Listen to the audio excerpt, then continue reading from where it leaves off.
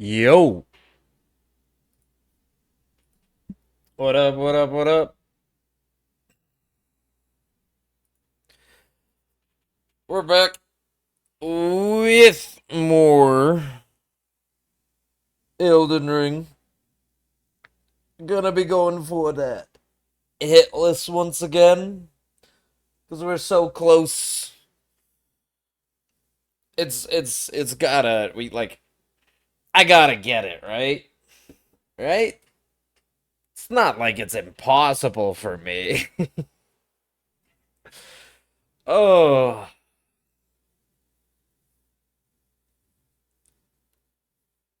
And while we go about it, we can also talk about Summer Game Fest.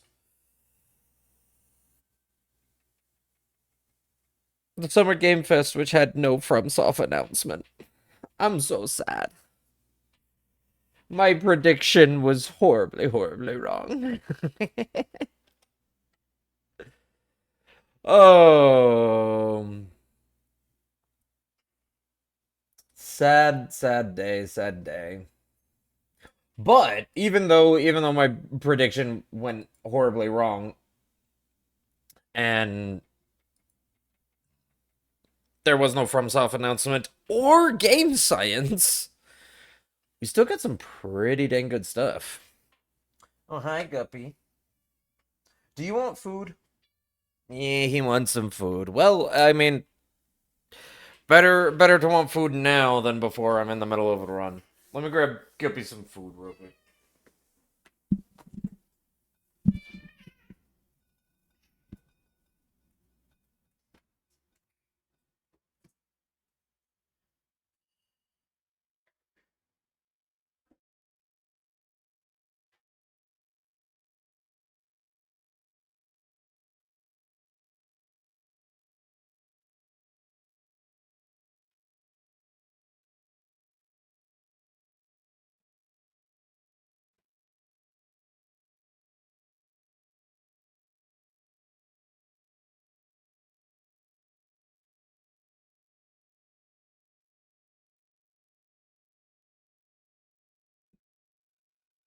Ah, Guppy is fed, and that means we are good to go. I'm just gonna get like right into it.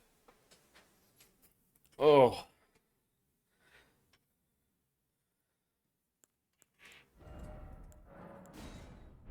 alright. Let us begin.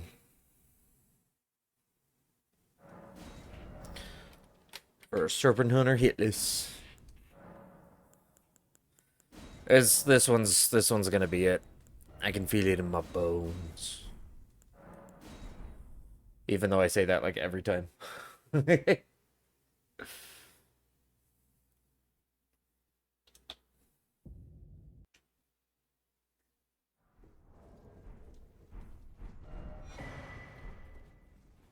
the timer not going for a reason? Hello? There we go.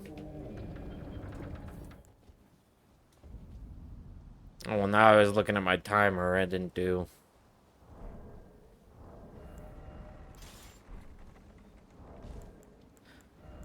I didn't get naked like I usually do.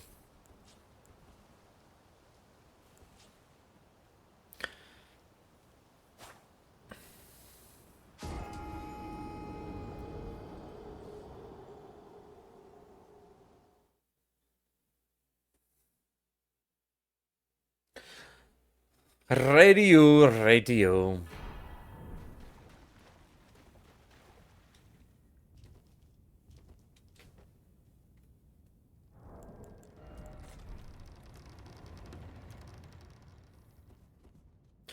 Alright. Now, while we, take our time to go and get Torrent and do all of our setup. Yesterday, Summer's Game Fest. There's some spicy good stuff.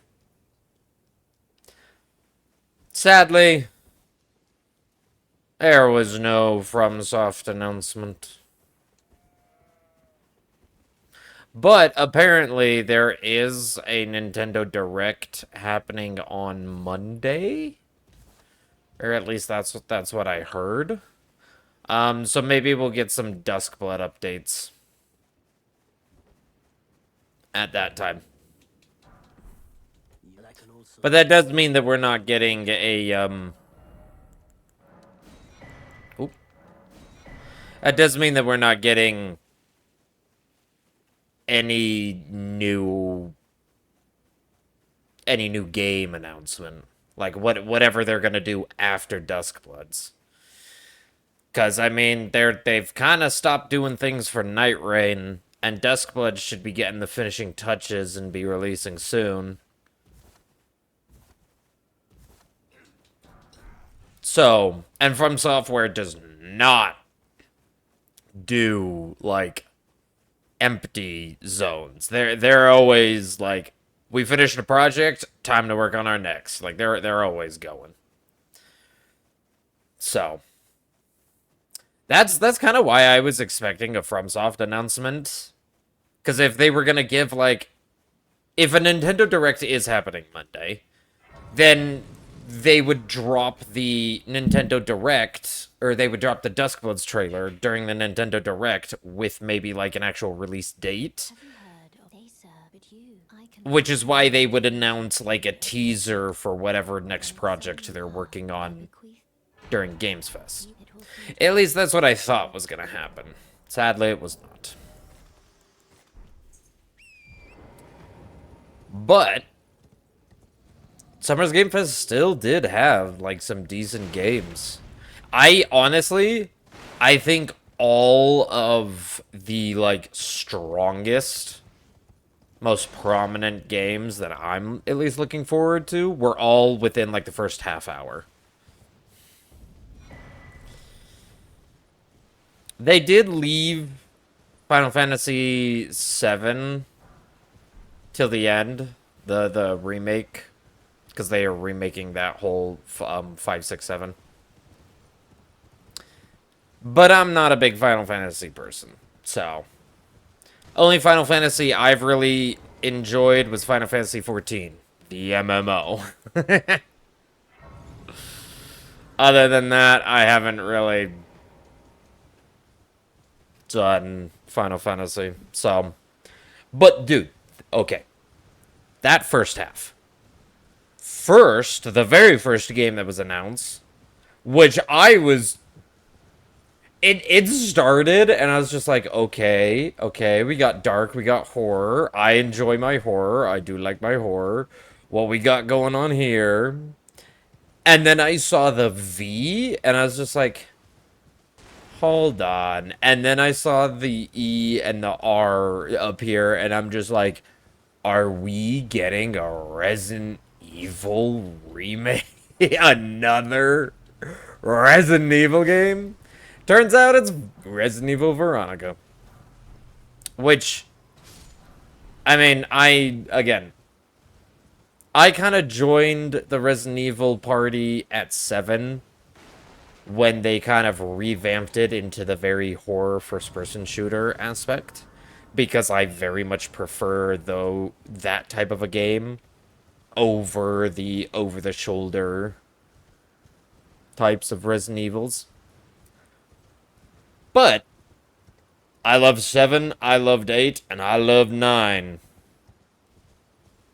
So if Veronica, I'd probably will be willing to give that one a shot, even if it is catered much more towards like how the original games were. We'll have to see when we actually get like a full intro or gameplay or whatnot.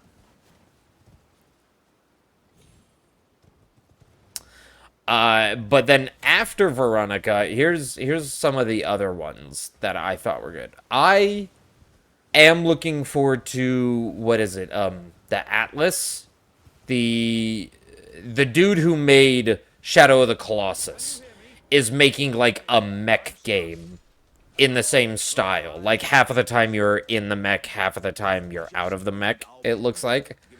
But it's the same, like, style. So it's still tiny dude versus giant machines. You okay, Guppy? I have no idea. Oh, okay. No, you hear something bang behind you, and immediately I think it's Guppy. So, I'm excited for that one, because it looks cool. What was there? Oh, yeah. There was that, the Hex, or however you pronounce it. Haex, which makes me think it's pronounced Hakes. But I swear other people were saying just Hex. I mean, hell, it could be pronounced Haze, with the X making a Z sound. But normally, X only makes a Z sound if it's at the front. But it can. I don't know. That game, though, looked like a... Oh, I don't even know what to compare it to. But it looked kind of cool. Like, it's multiplayer. At least that's what it was showing. But it looks like you're, like, running around this, like, kind of open world. There's zombie creatures. They're not really zombies. Like, aliens, maybe. I don't know. I mean, it definitely would fit the theme if they were, like, alien monsters or something. But apparently you're going around this big open world and you're finding these nodes that you activate and they turn into... The guy who announced it said procedurally generated, so I assume you get these, like, procedurally generated dungeons and you complete them. And it's like a mix of platformer and puzzle and little bit of shooter, which is kind of right up my alley. A while back, a crafting survival game that was also, like, platformer and first person that I played a decent amount of was Nightingale. It had kind of like a whole Fae theme to it, so you were fighting against evil Fae and whatnot. But, like, that kind of a game is right up my alley. Craft and upgrade some weapons. Run around to look for dungeons, killing things that attack you along the way. Maybe there's a story. But then activating these, like, dungeons and it creating this procedurally generated arena that is like a mix of puzzles to complete, platforming to, like, jump up and fly around, with the whole, like, futuristic, like, cube blocky look. I don't know. It just kind of looked cool. So I'm a little excited for that. Oh, why didn't that pick up? Come on.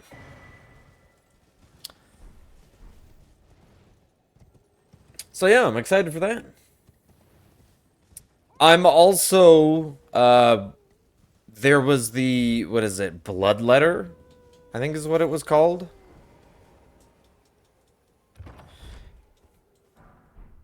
It was a, you know, Chinese-inspired, somewhat Souls-like. Are you kidding me? Did the bear woke up. Please don't hit me, bear.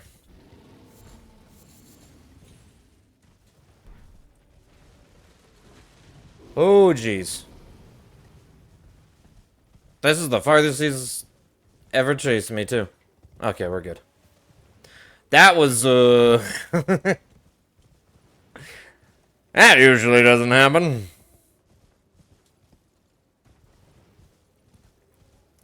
But there, what is it? Bloodletter.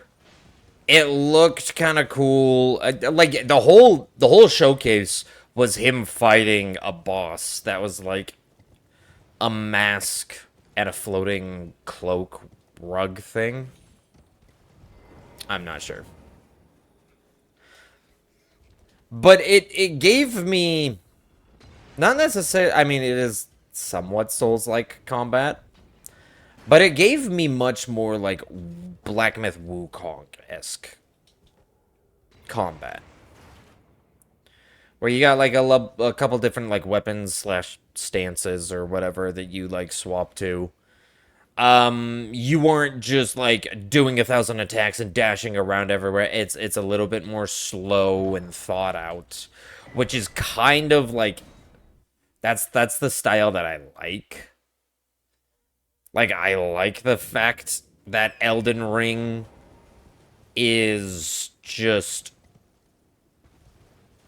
well put together rather than let's just have them dash around at a million times. Like, I don't want to say it's Elden Ring slow-paced, but let's be fair. In comparison to how some modern games are, where it's literally you can feel the brain rot in the controls themselves. Because it's just like, if you aren't moving at 100 miles an hour with every single action, then like I don't get certain modern games. That's why I hated where Call of Duty went with everything.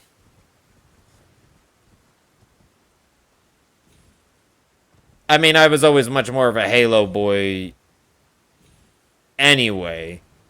But like the whole Call of Duty where it was just like let's just run everywhere, sprint everywhere, shoot tons of automatic weapons, drain 100 bullets in half a second,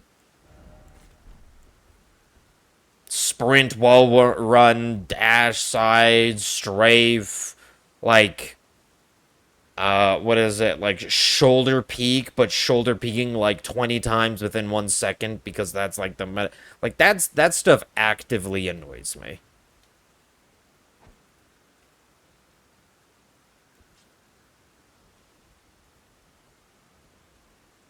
And Bloodletter didn't look like it was like that.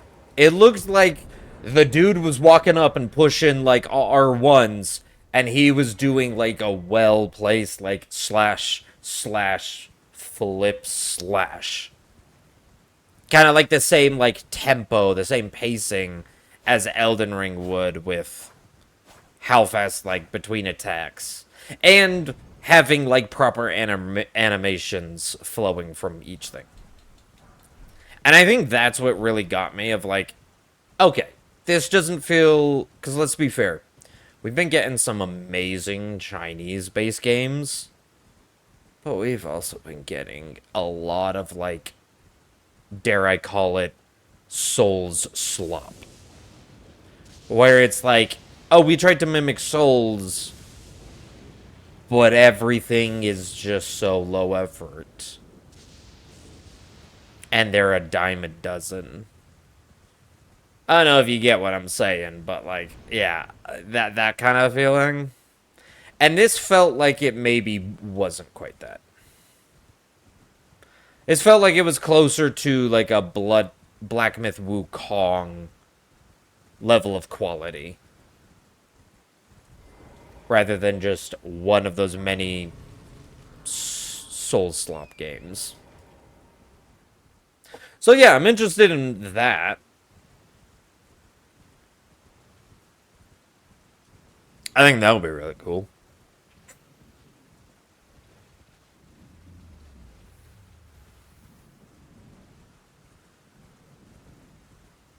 But yeah. I...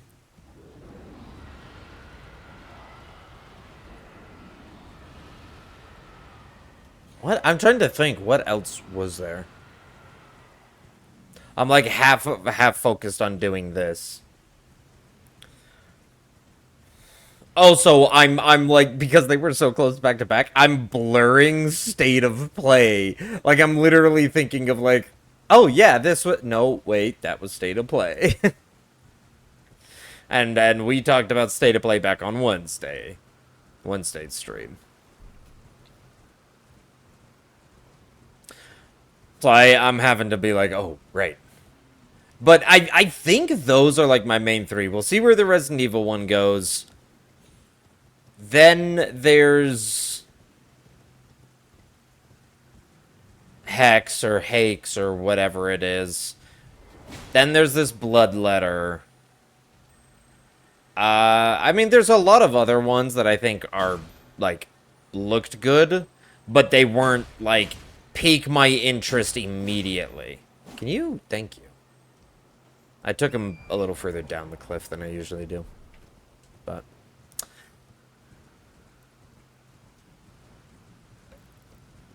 I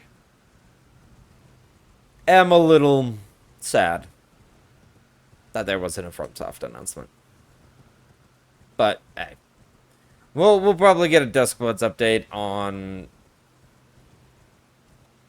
whenever the Nintendo Direct happens. That may or may not happen Monday. That's what I keep hearing. But it's sad because that also means that, like, we aren't gonna know what their next project is. And unless they just, like, shadow drop a trailer at some point, which, I mean, they've done that before. They usually do, like, big convention game announcements and stuff.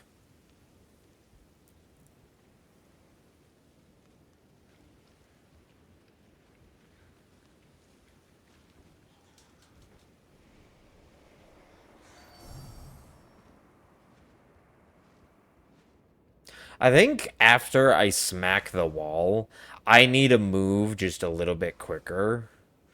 Because if I don't move that quick... Oh, come on. There we go. If I don't move that quick, then that one bat ends up backing up enough to see me. And throw her little poison at me. Which doesn't count as a hit unless it ticks all the way up. So. Just a little... Oh, I guess... we need to go. I'm already spacing on, like, my route, dude. That's not good. It's only been a day and a half since I played last. I shouldn't be spacing on my route. Yeah, this is when we go to Round Table Hold.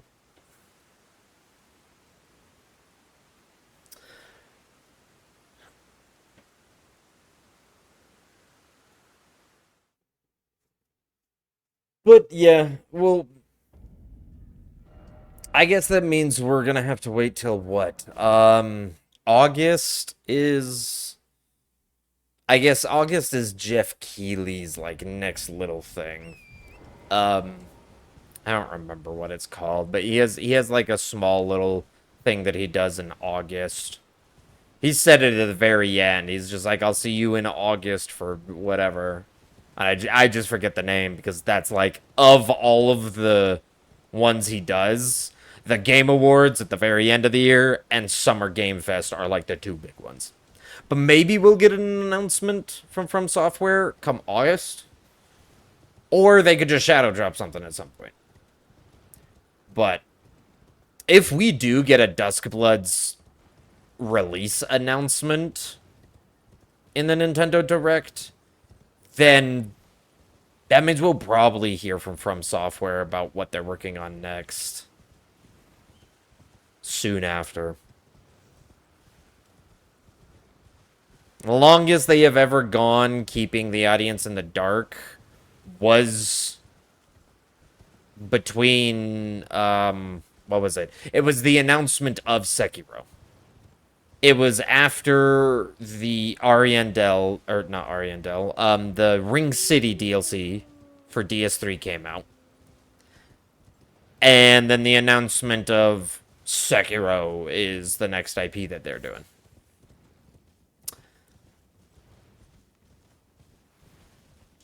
And that time frame was like, what, 4 months, I believe? And that was the longest they've ever... Usually, they'll do back-to-back... Like Night Rain and Dusk of Bloods. Like, they literally popped off and said, here's the Shadow of the Erdtree DLC. Bam, bam, we have 2 more games.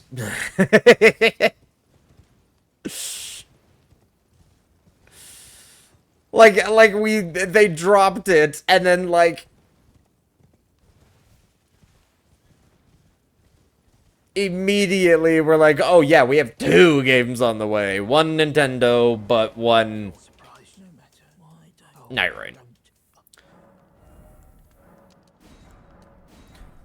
So, yeah, I imagine that August, probably at the latest, maybe, we'd get something.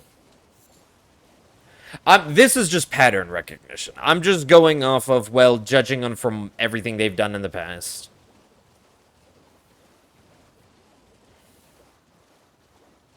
The interesting thing, though, is ever since the release of Sekiro, they have released a game every single year. They've been on a year release basis.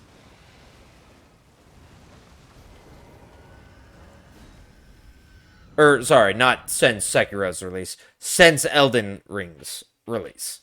Back in 2022. Since 2022, they have released a single game every single year.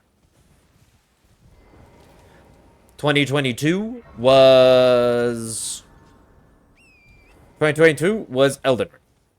2023 was Armored Core. Right? Yeah, 2023 was Armored Core. 2020... Oh. There we go.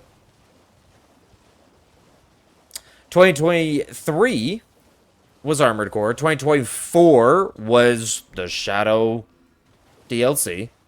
Shadow of the Erdtree DLC.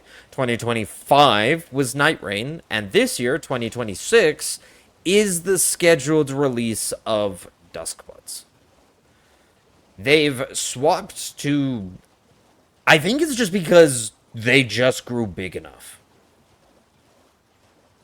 I mean, Dark Souls 3 was when I first joined them, and apparently, like, because I liked looking into the history of, you know, the people that made my favorite game. My favorite games. Because Dark Souls 3 was, like, my favorite game for the longest time.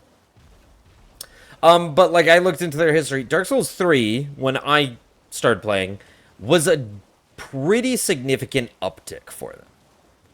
They were still, like, they were known amongst people. It's not like they weren't known. Since, like, people know them with Demon Souls, people know them with Dark Souls 1 and stuff. But, like, you can see in, like, just their popularity, that people knowing who they are, their numbers pumped up in Dark Souls 3. It wasn't big, significant change, but it was the first. I think that was, like, the pebble that started the landslide, was Dark Souls 3. Suddenly, a lot of people were kind of talking about FromSoft and Dark Souls 3 being a great game and whatever. Then Sekiro came out, and that's when the pebble turned into a boulder. That's when someone's, like, palm-sized rock turned into a giant boulder. Because Sekiro hit certain audiences. I think it's because it genuinely was a, like, different feel of a game. It hit different audiences. I think it just hit with a lot of different people and became huge. And suddenly a lot more people knew about FromSoft, and a lot of people were buying and playing Sekiro.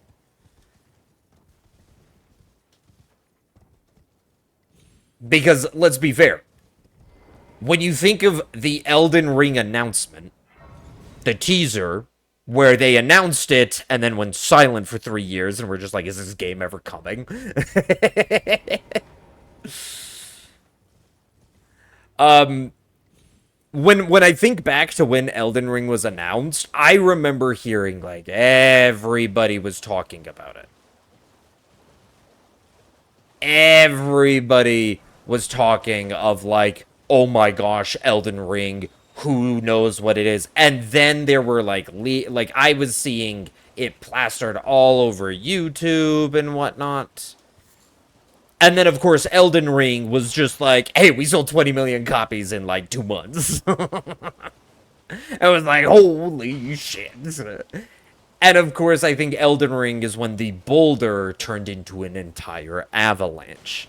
And now, even now, I am constantly seeing, like, a steady wave. I look at the Elden Ring category on Twitch,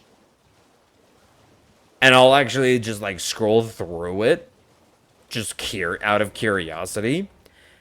And the amount of people who I'm saying first time playthrough, playing through co-op, doing the DLC for the first time, like, this month. Like, I wanted to, like, raid some different people, see if there's anybody else doing Hitless and raid them. And I remember just scrolling through and looking around, and I was just like, oh, there's just so many first-time playthroughs still.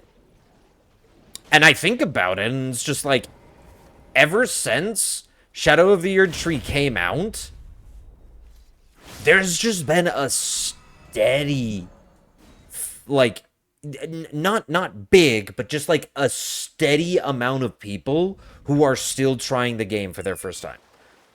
Like, even now, there's still tons of people who are just like, you know what, I'll try it. Usually that doesn't happen with a lot of games. But, and then, of course, everybody was talking about Duskbloods and Night Rain when it was announced because, you know, Elden Ring became the avalanche that it did. So they definitely, like, grew immensely in popularity. And you look at, like, how much Elden Ring sold, how much Night Rain sold. Like, even Night Rain, where FromSoft themselves said, guys, like, we're gonna lower expectations. Do not think this is Elden Ring 2. They literally were like, guys, calm down. This is gonna be like a fun game. It's only $40. Like, we're not even charging our $60 full price type thing. It's like a $40 game. It's gonna be so you can mess around with your friends and have fun beating some Elden Ring bosses. With some, like, cool, like, procedural, pseudo-rando, like, mechanics and whatnot. And genuinely, that's the one thing I think they got wrong with Night Rain. I think they needed to do more on the randomization side. The fact that there was... Oh, what? I did not mean to do that. There we go. I pushed X instead of pushing YA. I pushed YXA. What are you trying to start? So, and even on that, where they're just like, if you were big on Elden Ring, this game is gonna feel different. Give it a try. If you tried Elden Ring and liked it, but, like, you aren't, like, a diehard fan, this might not even be a game for you. Still sold, like, what was it? It was 5 million within the first month? Like, yeah, it didn't reach the numbers of Elden Ring, but it wasn't meant to be that big of a game. The amount of money that they gained with their sell, I think that they were able to just grow their studio. And to me, From Software actually knows. From Software has never seemed, or never done anything yet. Yeah, I'll put that yet on there. That seems greedy. Like, the most greedy thing they did is they have an exclusive that they're making for Nintendo. Like, really? Look at literally any company that exists anywhere. What am I doing? We are going to go kill Bernie. Look at every single company out there. And everything they do. We're saying taking an exclusive, taking a deal, a big fat paycheck, to just make an exclusive. Yes, I hold the opinion that exclusives fucking suck. I hate exclusives. I think they should be done away with. And a lot of people do hold that opinion. But, I mean, let's be honest. That's because of the modern age. I've been gaming since the 2000s. That was literally just exclusives. There was no cross-platform shit going on back then. Okay. There we go. Thank you for not doing a weird, like, sprint runaway for the third unsheath. The last 2 runs you did it, and it weirded me out, because that was the only time I've seen you do that. Normally, you just do, like, an automatic roll. Or he does what he just did there, an immediate R1 that you can just space and smack him for a 4th time. Anyway, yeah, they don't seem like a company that's out for greed. Yeah, maybe a couple of them are just like, hey, money. That is also why I do worry about all of the stuff that went on with, like, the company that owns FromSoft is also just, like, got bought by a different company.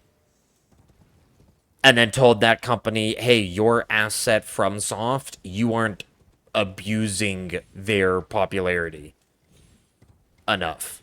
You need to abuse their popularity and make them do microtransactions and other stuff, which scares a lot of people. Don't get me wrong, the company wrote back and said, yeah, no, screw that. We're not gonna go shove our hand up FromSoftware's ass and try to puppeteer them. We leave them alone and let them just do whatever, and we know we'll make, like, they have a good formula. We're gonna just let them use that formula. Like, we're not gonna do that. And I am so happy that they actually kind of stood up being like, I don't care that you bought us. You want to rip out one of our producers because he's not being a greedy son of a bitch. We're gonna tell you, or not producer. One of, like, the board members, like, I think it was the head board member, they sent them a letter and said, fire this board member, and because, for the reasons being, he wasn't being a greedy piece of shit. And the fact that the company stood up and said, yeah, nah, we're not doing that, makes me like that company even more. So, even FromSoftware's parent company, I have a little bit of respect for. Because of that. But also, everybody knows Miyazaki at this point. Everybody knows. I mean, don't get me wrong, when Dark Souls 3 came out, the big controversy of how a lot of people hated Dark Souls 2 and everybody loved Dark Souls 3, that's what got Miyazaki's name, I think, in the light. And suddenly everybody's like, well, why were they so different?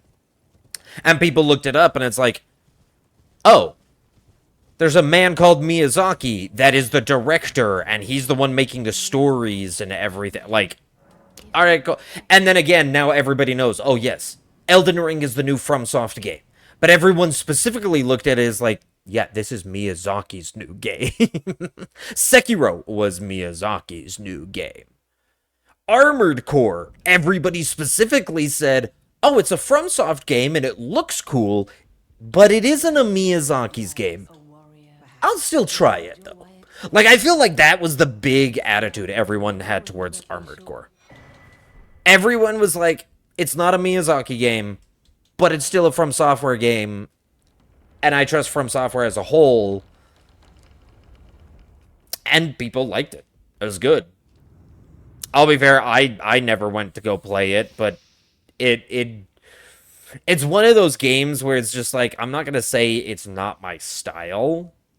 I feel I definitely could go play it and have fun playing it.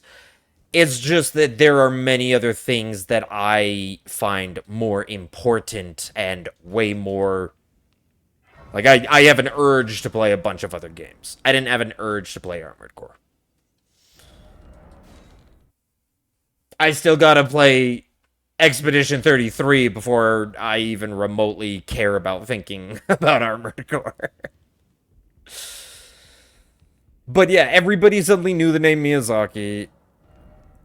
And when everybody looks at everything they've done, they're not really a greedy people. They aren't slamming microtransactions. They aren't going crazy. They aren't going above 60 as their like main source of pricing. Like, they're very against raising the standard price of games and stuff.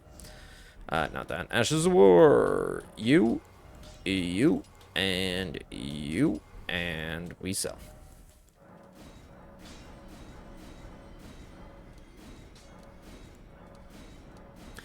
So, because of that, because, like, I just trust them that they're not doing these things for malpractice, because, again, they're the one company that has earned my trust. And people might argue and be like, no, never trust, always wait till they prove themselves, and it's just like, normally I agree with that, but that's because trust is earned. Once that trust is earned, I will start giving the benefit of the doubt. Like, you're being way too hostile to someone who has done constant things to earn your trust. In a world where everyone's trying to screw you over and one person treats you with respect, but then they do one thing that looks like might be like greedy or mean towards you, and you immediately think, oh wow, that person is suddenly a horrible person. I like to give the benefit of the doubt. If someone insults me, but I've known them for years, I'm gonna be like, hey, I'm gonna give him the benefit of the doubt. Maybe I was the one that misunderstood. And I do that with From Software. Personally, I don't mind that they took an exclusive. To me, I would look, and maybe it's also I have, because of what I do for work, I have kind of a business mindset. If a giant-ass company said, we'll give you a giant fat check, come make a game exclusively for us, but you, of course, don't want to screw over your fan base, who would be very against exclusives. Also, you've been wronged with one of your IPs being an exclusive in the past. The only reason I would take that big fat check is to specifically say, okay, I will give you your exclusive, but I'm going to make it a very experimental game so that my audience, if they don't want to purchase it because it's exclusive, they don't have to. And let's look at Duskbloods. It is a game that is going to be very different than even Night Rain in terms of FromSoft games. Because they're trying a like battle royale extraction game with Souls PvP. Souls PvP that has been notoriously bad. I think Elden Ring is actually the best, and Elden Ring's PvP is not bad.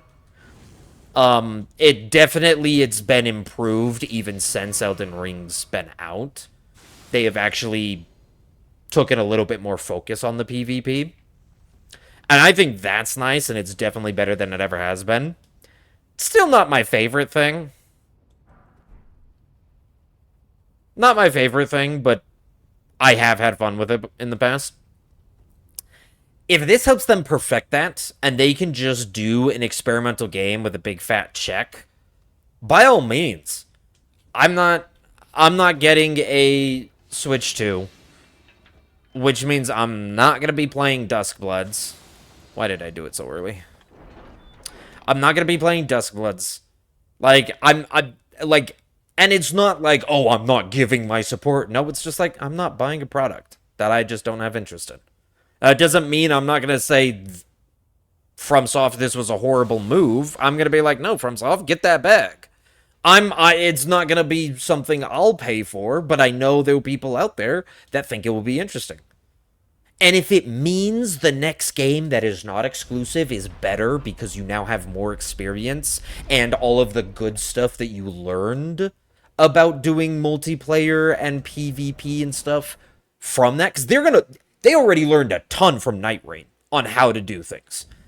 Now you're telling me that they're going to learn a ton from a game that I don't care to play? Just in general? By all means. Well, why would I be angry at that? They're getting a big fat check, and they always put their... Whoops. I need to memorize spell. They always put their money where they're, like, towards their next projects. They don't sit there and just say, okay, now our next project is going to be on an even worse budget, do more with less. No, they'll be like, cool, now we have plenty of money, we can give everybody a good bonus, and we can still even hire a person or two. And we can work for a little bit longer on these aspects of our games and whatnot. Item craft. Grab these. Play something there. Okay, we're good to go.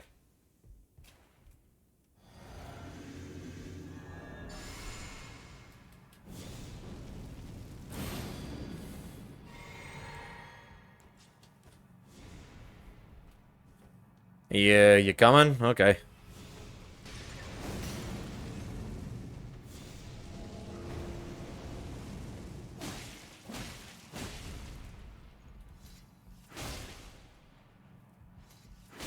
Okay.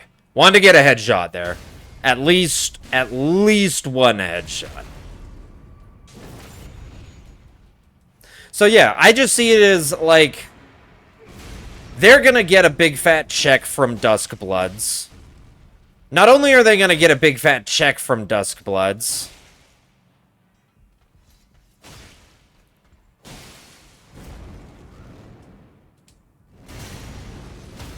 I don't not know what happened there. Oh, I didn't drink blue, did I? That's why.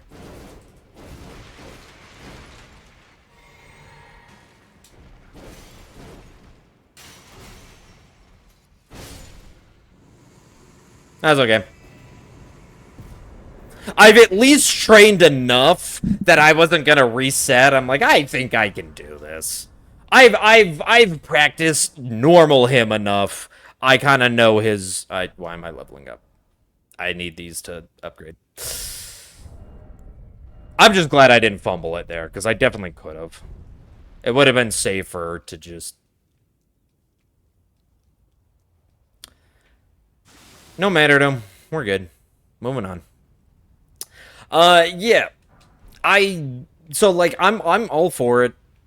Like, I see a lot of people being like, oh, they're now doing an like, they treat this as they have now broken their trust.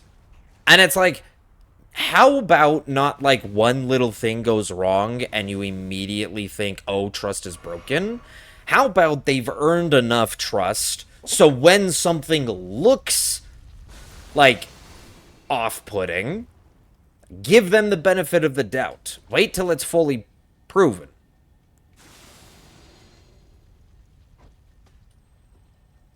So that's how I'm treating it. And that just means that's not more money in their pocket, like some may want to believe. That's more money that they put towards the next game that they make. Because that's genuinely what they do. They take their earnings and they put it forward. Are you kidding me?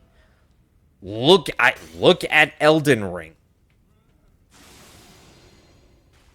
This is a culmination of everything they've learned, and it is what it is, also because they were able to put so much work towards it. That's money. That's where all the money went. And if they give themselves a pay raise, like you don't see Miyazaki taking all the money or whatever. Like you don't really ever hear about that. So it's obvious that it's just like, yeah, people might be getting good fat bonuses, but by all means. If they're making a game like Elden Ring, give them a big fat bonus. They deserve it. This game is beautiful. Please make more. I'm voting with my wallet, and if my wallet says give them a bonus, give them a freaking bonus if it means I get more shit like this.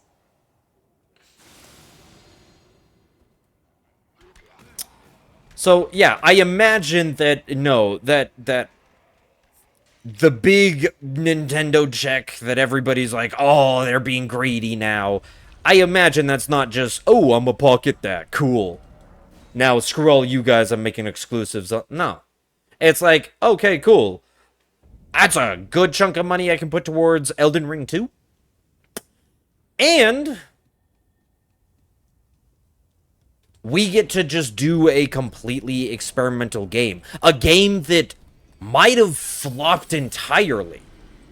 Similar to how a lot of people, like, looked at Night Rain and said because it was an Elden Ring 2, they wanted to shit on it. And when Night Rain was meant to just be a small thing that wasn't gonna appeal to everybody. It's, like I said, they're kind of going on a yearly release at this point. That means we're going to be getting some smaller scaled games. That is From Software's way of just saying, hey, have this tide you over for a year.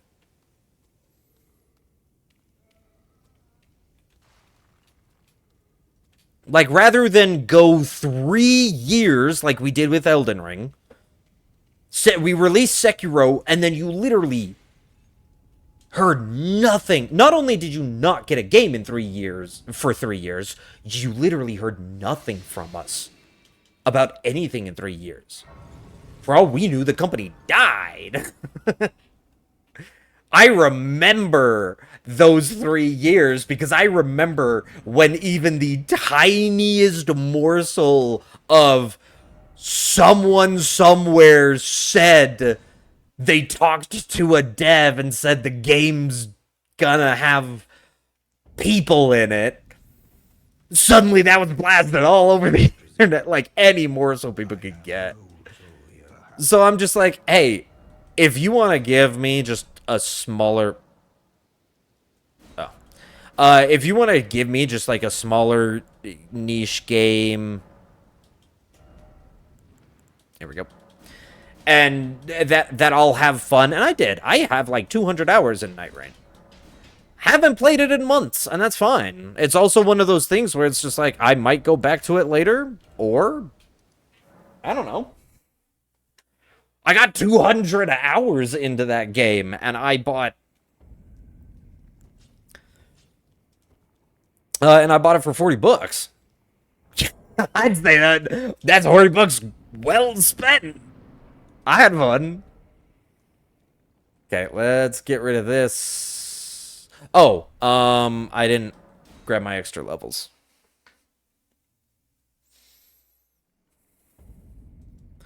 The 4 extra levels is enough to, like, worry about an extra R1. And in second phase, it's... an extra R1 means, like, a lot. I mean, technically in both phases, an extra R1 means a decent amount. Because he could go from not doing an eruption to doing an eruption in phase 1. Just because I had to do an extra R1 at some point.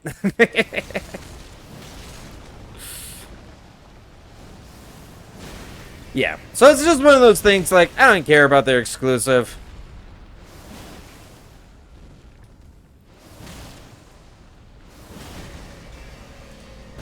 best fucking attack. I love it.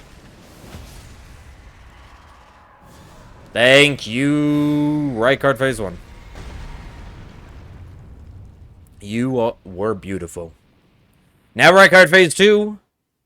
Don't you dare fucking give me a Rancor.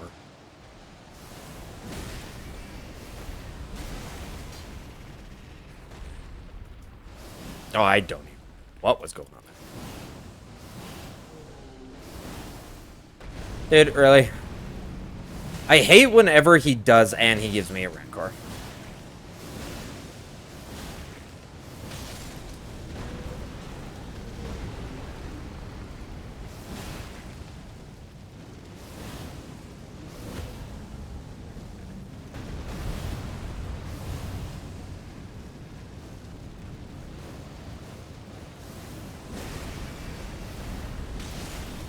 Playing this way slower because of that Rancor, which is a little annoying. Can you stop with the standing up? Because it forces me to miss your head every frickin' time. Jeez, that was such a slow fight. That was deadass like twice as long as it normally takes. Because you gave me a Rancor, and then you did the standing up move. I don't need a rester. And then you did the standing up move, which I do not understand why all of a sudden that puts you out of range for shield pokes. It does not make sense that it puts you out of range for shield pokes. This to this. There we go. I can re-equip this. So yeah, I see all of it as just, this is just way more money that is going to go towards their next game. This is all of the money from Duskbloods and both the big fat check it gets from Nintendo to begin with, and the money it makes from sales. Night Rain being just like a fun game of here, have something that will tide you over for a year, because we want to do yearly releases now. And it gets us a little bit of income, so we can hire even more people. I love how you guard with a seal. So, to me, it's just like, okay, so they just are getting a bunch more revenue, which means they can hire a bunch more people, which means they can pump out, they can keep it their yearly release schedule, as well as work on big projects. And I genuinely think that's what the business plan is. FromSoft's business plan was kind of shown, hey, this is what we're doing now with the Night Rain team. It's like Miyazaki pulls out, and him and his team work on these big, elaborate, like, really good, but long, time-consuming projects. Like the next Elden Ring, the next big game. Meanwhile, another person who is trusted by Miyazaki is able to now get more people to go work on other smaller games, both so he gets experience, you get yearly releases, even if they are minor, more minor games and not full-fledged games. And pretty soon, we'll be able to just keep doing this. Like, why? How is that not the business plan? What am I doing? I need to level up. Like, can no one look more than a year ahead in time?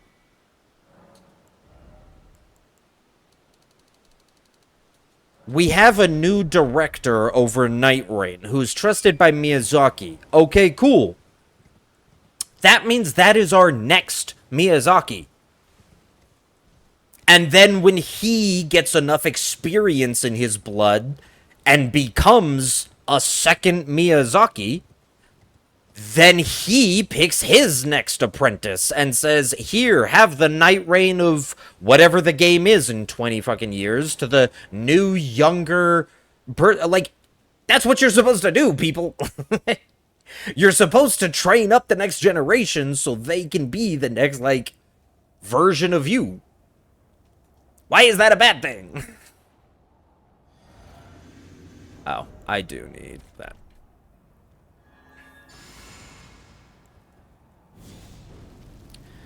And that. I am forgetting so much. I'm spacing out because I'm talking about From Software.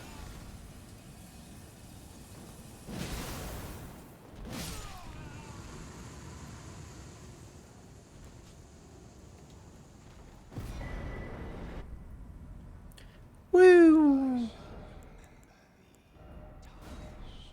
Whoop! Did I? There we go.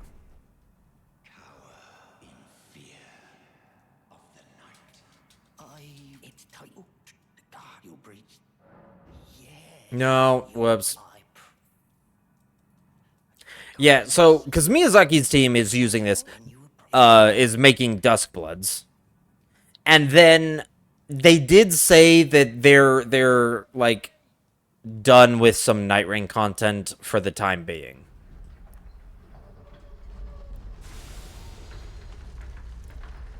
They did promise more DLC. Like, they promised DLC.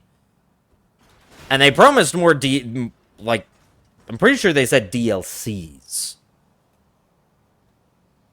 So I imagine that they will come back to it. It might just be a while. But that's because I think... I should drink blue here. I think that they need him to work on next year's release of something. Whatever it might be. Because then Miyazaki is finishing up Duskbloods, and then him and his team will start on a project that will be either a new IP or whatever. There's the rumor about the pirate game. Like, it's actually, here's what it could be. Here's what it could be. They pulled off his, the Night Rain team from Night Rain for the time being to start up the next project.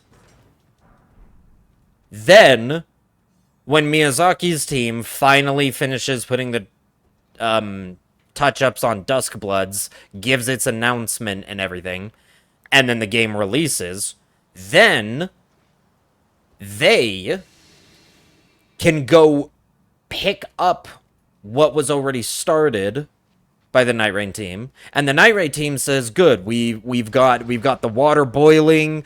You're ready to go. All the prep work is done. You're ready to make your magnificent dish. We're gonna go back to working on Night Rain."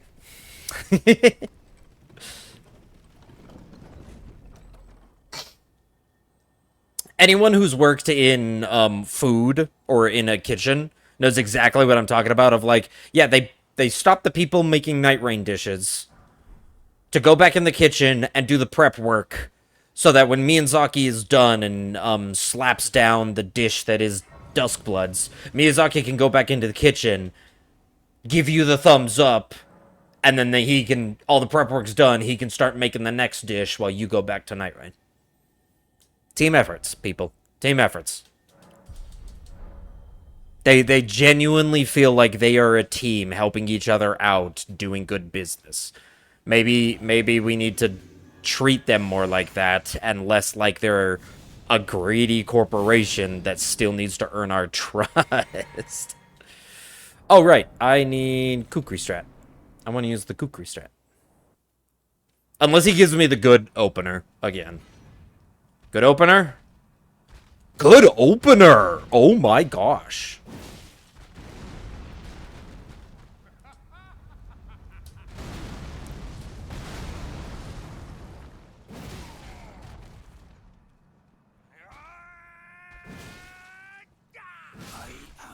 Thank you for the good opener. Okay, we didn't need the Kukri strat. You can get a charged R2 off of that opener.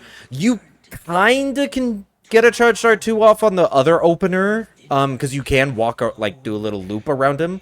The only problem is the loop is really tight. You might get clipped on his hitbox, and you not might be able to loop all the way around him. And if you get clipped on his hitbox, and you aren't able to make the circle around him, it hits you. So it's just a tighter window, and so it's more difficult. While that one's like a free, you just roll under him and then start charging your R2. But then I found that there's a kukri strat that when he does the, like, axe grind opener, where he's, like, dragging the axe on the ground, you like, just run backwards to distance yourself. And as he finishes that, you throw a kukri at him.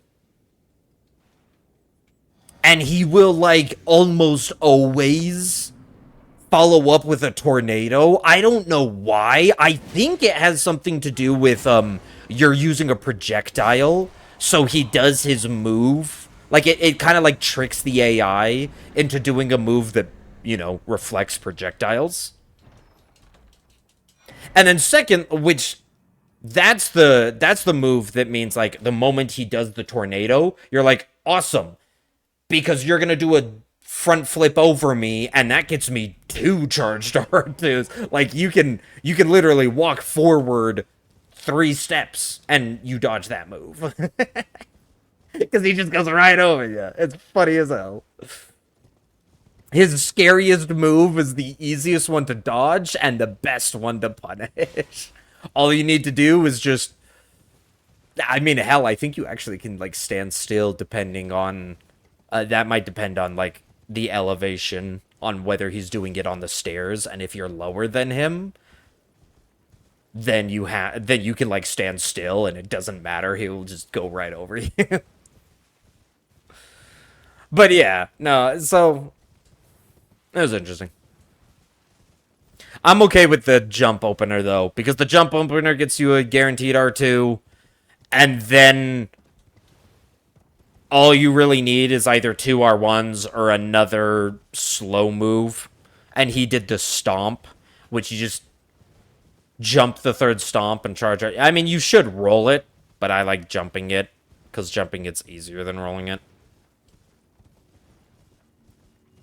And even if you jump it, you still have plenty of time to get another charged R2. And that will definitely send him into his phase transition. So even if he's just like, oh, he queues up a move right after that that would have hit you, it won't hit you. Like, if you're afraid of being locked into the recovery animation after the charge R2, and you think that's where you're going to get hit, don't worry. It will guarantee send him into second phase.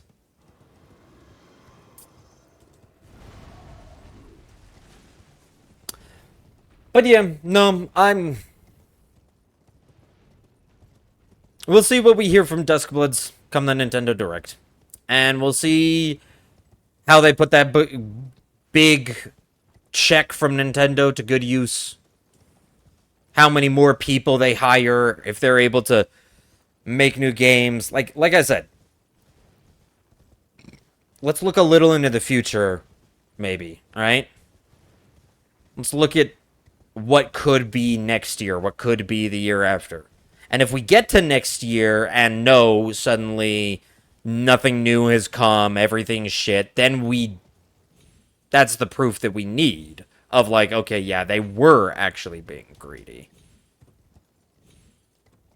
And they just were trying to take a big fat check. But it's like, yeah, I highly, highly doubt that.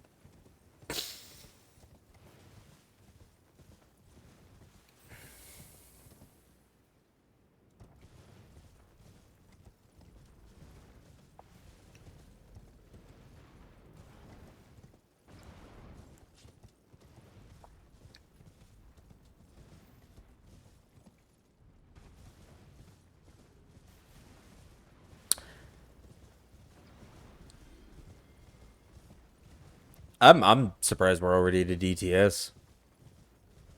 Maybe it's just because I'm talking to pass the time, like I usually do. But this just feels like a blew past. We are... Oh, I almost forgot. Safety. Trainer Lily. I am a little surprised that we're already at an hour, because I'm pretty sure we usually get here before the hour mark. But we had a really slow right card, like a really slow right card. And there's been a couple other things that I did a little out of order and fumbled on. This has not been the quickest run, but that's fine. It doesn't have to be the quickest run. It just needs... We just need to get it done.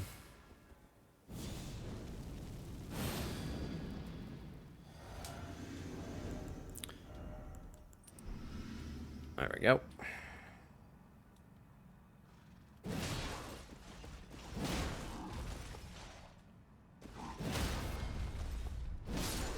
GG.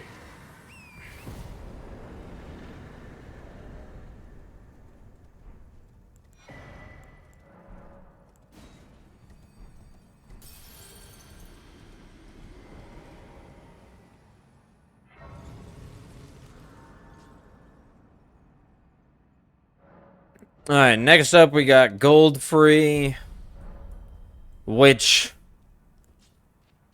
technically is a boss that I could get hit on, because there's no... We just fight him normally, we don't do any script or anything. But he is so easy that he should be free.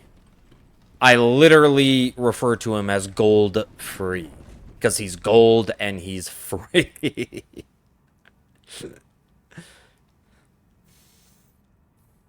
That, and I can call the other one Godfrey. I mean, like a late game Godfrey.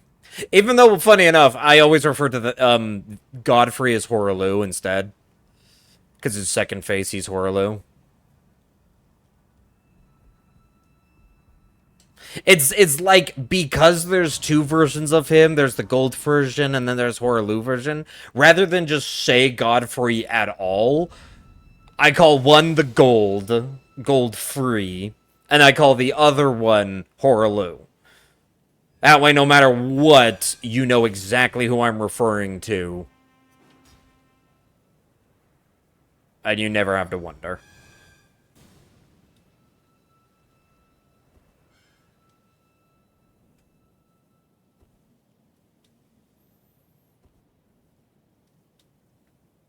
Could you imagine if we got, like, a second DLC? I really doubt that there will ever be a second DLC for Elden Ring. Because at this point, I feel it's like... The DLC is like an expansion. It was like a bonus expansion to continue story and world building. And give everybody just a lot more cool weapons and bosses and places. Like, it would... But it... Like, oh, shit. Jeez. I'm falling off the rooftops already. Great, that means these guys stay aggroed forever. I'm gonna get my stamina drained the entire time I'm jumping up the Dragon Wing. I don't know why, because it's like, you can see they're not taking stamina now. Oh, see, and now they are. For whatever reason, it takes them forever, because I guess they are, like, crawling out of the ground animation. Just takes so long. And then it takes a second, but then they become fully aggroed. But then they're, like, scripted to stay... Look at this! Look at this! They're scripted to, like, stay aggroed. Even though they haven't seen you in, like, a whole minute. They're still just aggroed. It's like they can sniff you out. They don't need to see you. They can just stay aggroed forever. Ugh. Yeah, like getting my stamina drained. Scripted move. Oh, and he actually did see me. I guess I looped in a little too quick. Okay, there it is. De-aggroed now. We're good.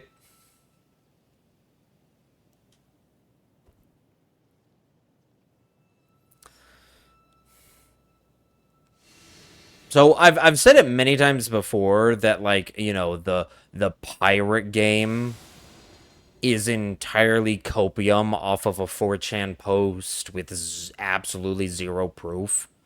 So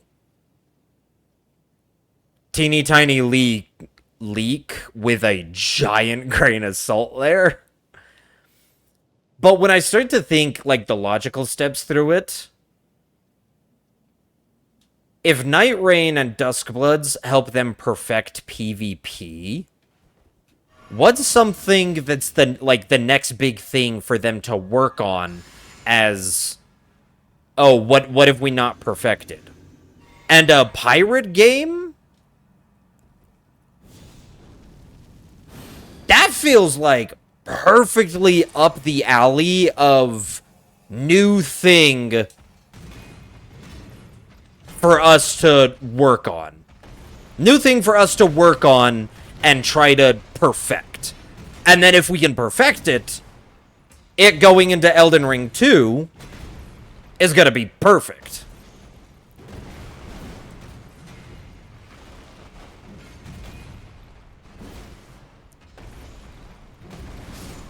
Easy.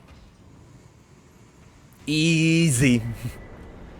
So it's like, because let's think about this like a smart person, which I like to think that From Software is full of plenty of smart people. What would the plan be? I would plan on always trying to find what we are bad at doing and improving upon it. Like, don't worry, it's good to continue practicing to make sure you don't lose your skill on what makes you good. And don't get blinded and lose your way and start focusing too much on other things. But, if it's like,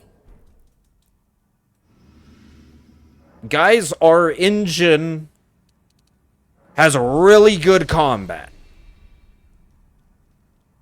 Yeah, maybe we lose sight on some of the bosses we make, and we have no idea what some of the bosses we make, why we ever approve them, but the engine and how the combat and everything works is solid.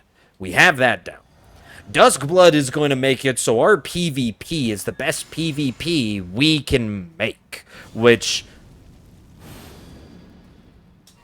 we will see. We will see come that. We'll see how well they did. But they take audience. They take their audience into account. If we say this stuff sucks, they will be like, all right, guys, we know what we need to work on more. And they'll make the changes and learn what to do and what not to do. So then the next thing is, okay, Sekiro was us experimenting on, like, Miyazaki even came out and said it with Sekiro. It was them to see, like, how well they could actually do, like, a heavily cutscene, story-driven type of game. Because a lot of their games were less cutscenes and less, like, direct railroad story-esque. And, like, so, like, they literally said, yes, Sekiro was our experiment for quite a few things. And then Night Rain was, like, well, here's what I think about Night Rain. And I think Duskblood also ties into this.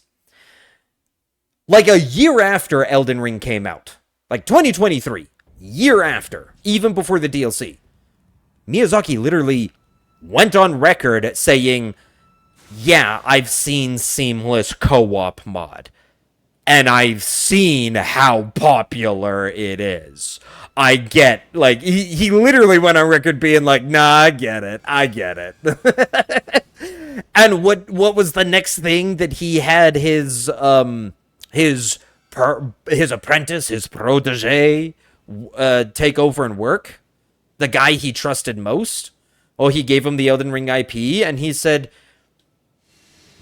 let's see how well our engine and network, like our code and our engine, can handle seamless co-op. Like in a more official capacity. how well can it handle it. And Night Rain, I mean, let's be fair. It is, of course, way smaller than Elden Ring's map. But and yeah, like things will lag if you guys have a bad connection, but if someone is on the entire other side of the map, if you have one of those partners that just runs off on his own for whatever reason and he's on the literal other side of the map while you and the other partner, the third person, are sitting here fighting a boss, both you and the dude on the far side are not having a laggy jump around boss. If your boss is laggy and jumping around, it's because you guys have like a hard connection, like a bad connection to the server.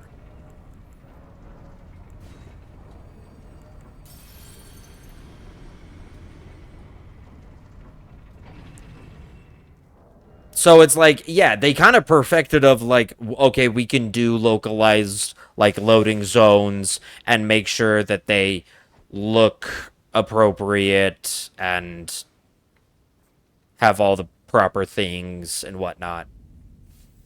So that you aren't having load issues with your boss, and that's why the boss is funky. You know, like seamless co-op does when the moment you try to separate from each other. The moment you move away from wherever the host is, everything suddenly starts having issues, and everything starts getting buggy, and everything starts going crazy. Night Rain doesn't have that problem, which means they've proven to me that they could do a near, if not exact, perfect version of seamless co-op. And have zero issues doing it. Which tells me that, okay, and again, this is also why I said, like, Duskbloods. I need to rest. This is also why I was saying with, like, Duskbloods, because it's going to be more of an extraction, making sure the entire map is loaded, making sure that you can fight, because it is a PvPvE. They said it was going to be PvPvE.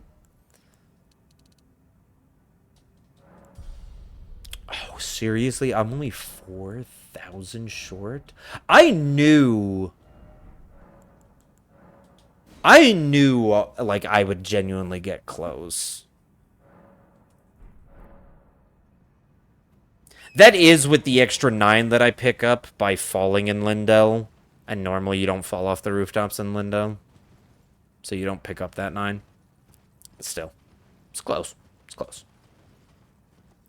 But yeah, so, like, you know Duskbloods is going to have the much better, like, PvPvE, but you guys are multiple. Like, we're not just loading 2 or 3 different sections. We're loading 12 different sections all at once, and you guys are not having, like, very laggy bosses and whatnot. Or very laggy, enemies on the field.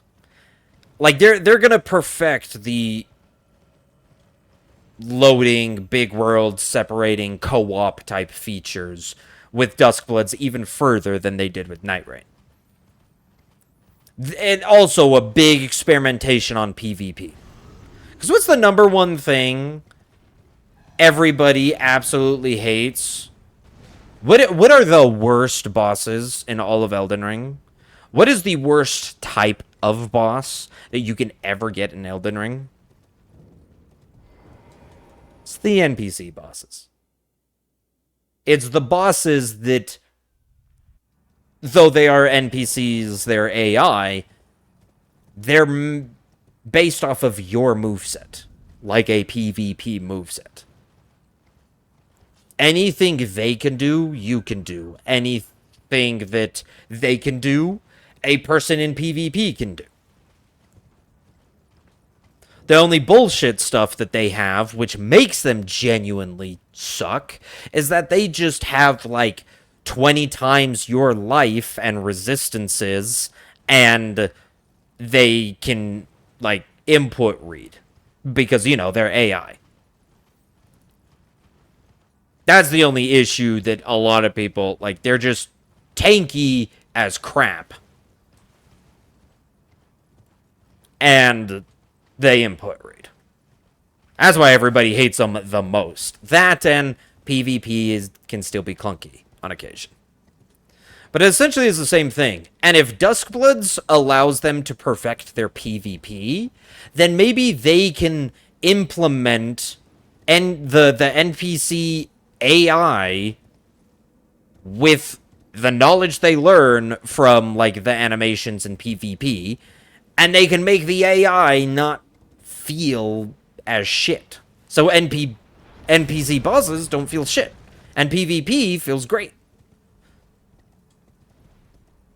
By all means. That's one of the worst aspects of Elden Ring is NPC fights. They are the worst bosses in the entire game. If you want to say, okay, we understand that they're the worst bosses in the game, which honestly does not make sense why they... I don't get why they suddenly said we're going to do a lot of those in the DLC then. A lot of people also complain about Letta's fight. Dude, I completely understand why they had Letta's fight. As someone who played, because I'm a lore nerd, as someone who played the story, I was doing everybody's quest lines. I was listening. I was genuinely trying to figure out, like the trailer for Shadow of the Erdtree said, where it says, I'm Leda, we are following Mikola and his path, we are figuring this out. Like, I genuinely went into the thing of, like, yes, I am very curious about Mikola, because I'm caught up on all the lore. I was so invested in the story. And when you get to that point where suddenly all the people and you've done your quest lines and you actually even notice that some of the NPCs either get really friendly towards you at the end of their quest line or somewhat hostile or unforgiving to you, depending on their quest line. And then all of a sudden it's just we're here to kill Mikola. And you have you and Ansbach and Tialier, and then it's just like Dryleaf Dane and the others being like, nah, you're not killing Mikola. Like, it's a giant, we journeyed here together, went through adventures. If you actually played it like an RPG, you can summon a bunch of them for fights as you go around killing things. Yeah, everybody does it solo, but, like, you can talk to Frida, the red mane lady. And if you talk to her, she talks to you about being like, yeah, I'm ready to fight. I'm ready to go. And you can summon her to help you fight Rennala. And you can summon Letta to help you fight the Divine Beast. Why? Because Letta says, let's go up to Anir Ilum. And then that's why after you summon Letta, like, if this was a full, like, RPG, you would have to summon Letta. And then after you kill Divine Beast, you would get a long, like, minute cutscene of you and Letta exchanging dialogue, and then Letta saying, okay, I'll head up on my own. I'll meet you up there. You take care of things here. And then you go up there and you find her... Why am I going on? Then you go up there and you find her letter where she says, oh, wow, it's... But instead of finding her letter, she would be up there and you'd enter another cutscene. And she'd be like, yeah, looks like it's a... FromSoft doesn't like to do that. All of those same story points exist and are there. FromSoft just doesn't force a cutscene in every single part. They let you experience the story however you want. And that's why when it's like people say, oh, FromSoft doesn't have a story, deadass, I would love if I had the expertise or the time and wanted to put in enough effort. Couple things wrong there. But if all of those aligned, I would love to go and make like a cutscene mod. Like, I would love to go, like, find a way to rig up like a motion capture suit with some of the character models, and get like a in-rendered cutscene and whatnot. Like, that would be so fucking cool.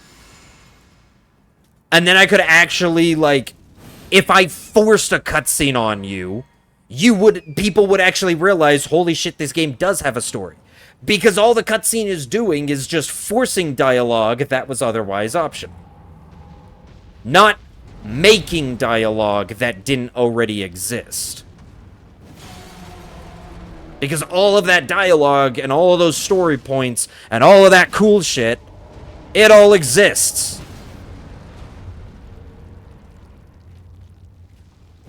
Don't say it doesn't just because you didn't go looking for it. Did something? Shit. Nope. We might be losing our buffs here. I misdid the input.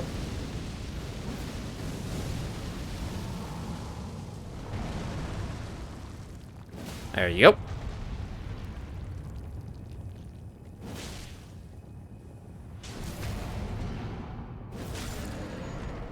Did I just, like, not level up properly? Oh, he's doing that.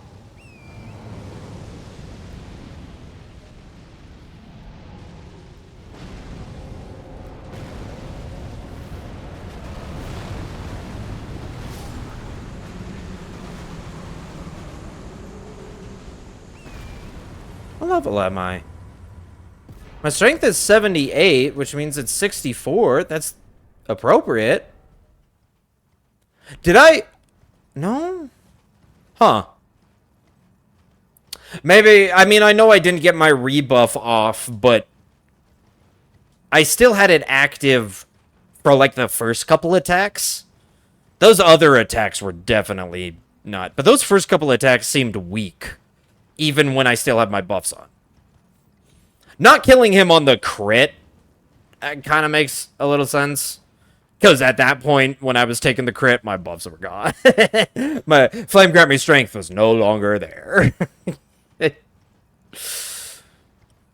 But yeah, and that's just because I fumbled the controls. Because I forgot to remove... I forgot to remove... Oh, I need to pop his thing. I forgot to remove the Rapier Assassin's Gambit so I can quick swap between them. And then when I remembered I didn't do that, I was like, oh, and I fumbled. I'm just like, whatever. I can't... I would rather fight him missing my buffs than not get the charged R2s that I'm supposed to get. Like, if I mess up the opener, that's way worse than losing a buff. I will take losing the buff and just making sure I get the R2s off on his hand. And it worked out. So, we're good.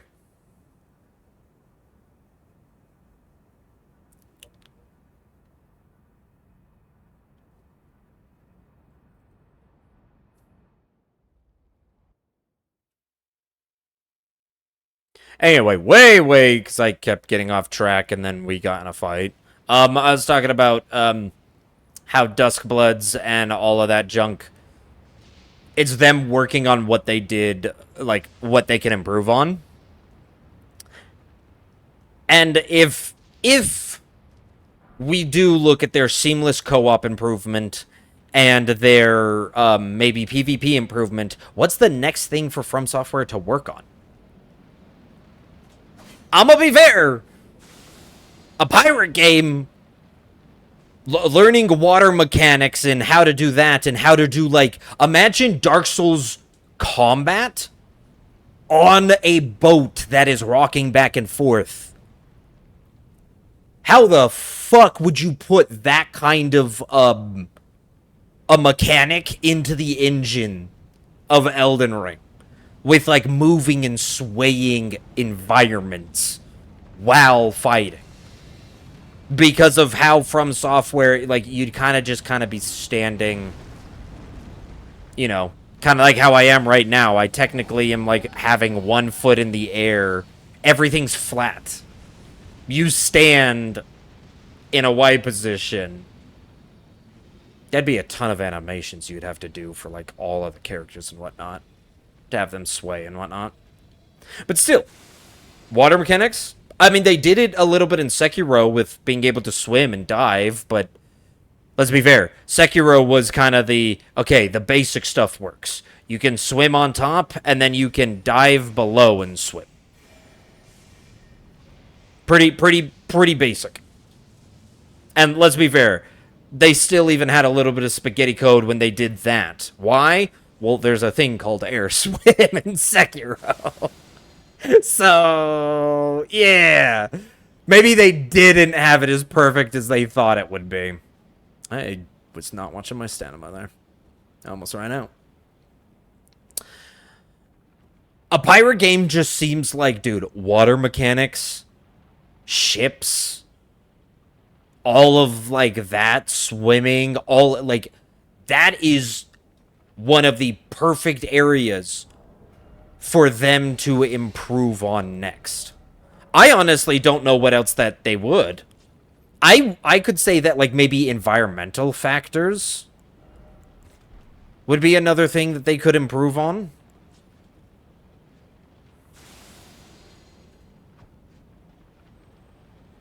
Yeah, I waited a bit long for that one.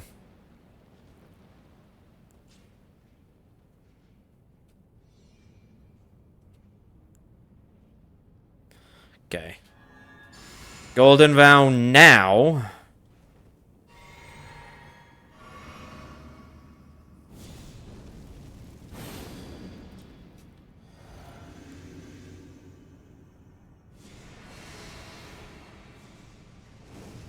What? I didn't redo my...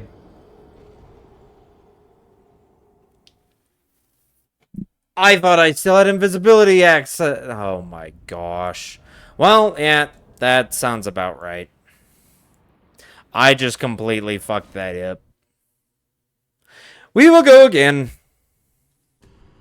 I can't believe that's where I messed it up. Alright. Let me get some drink real quick. For once, I'm not gonna actually get a Dr. Pepper.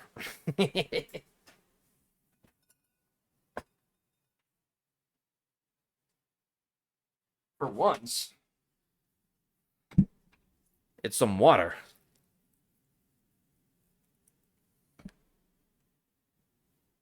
Go figure. Let's reset our counter.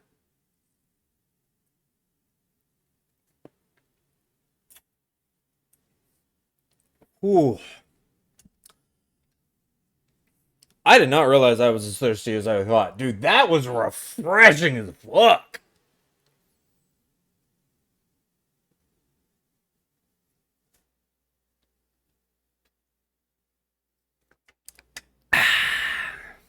Alright. I think I'm ready.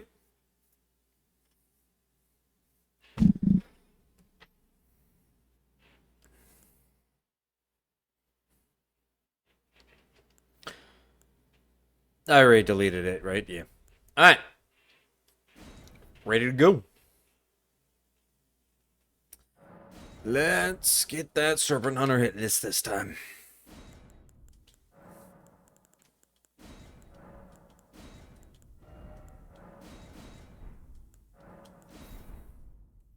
So let's get some different music up in here.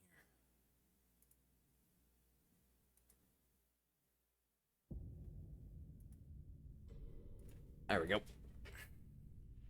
Oh no! I wasted 5 seconds. Whatever will I do?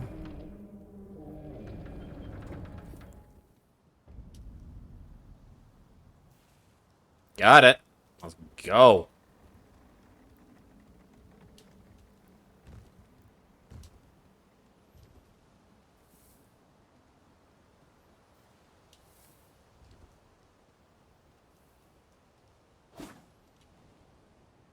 Okay, if I minus 4.91... 42.29. So if I minus 4, that's 38. 91 minus 29.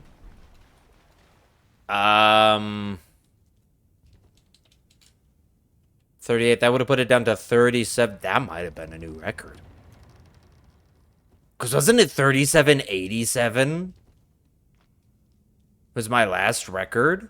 That might have been like 37.40 something. Ah, shucky darn. I shouldn't have swapped my music and lost those 4 seconds. We'll never know.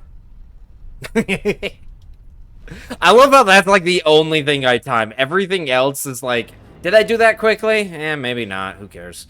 It's only ever the kill yourself the fastest.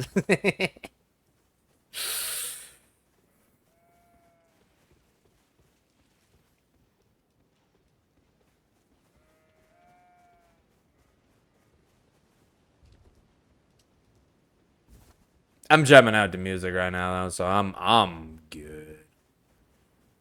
I'd say it's a good trade-off. And I can also that you're not then why I am Carl.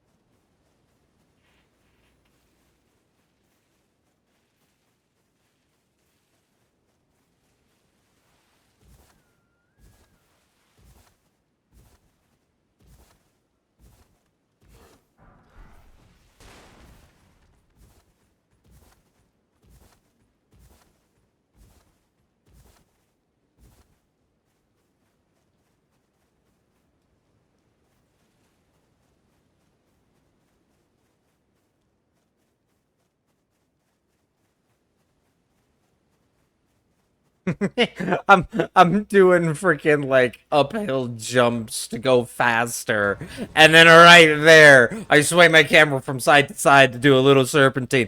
Probably just wasted all of the extra time I saved from doing all those jumps. Oh yeah, sums up my life. Do something to make it go faster, then immediately do something that makes it go slower, so it just completely evens out.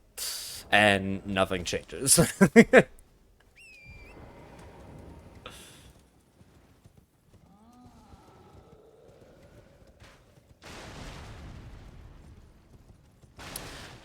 But yeah, going back to my rant from before.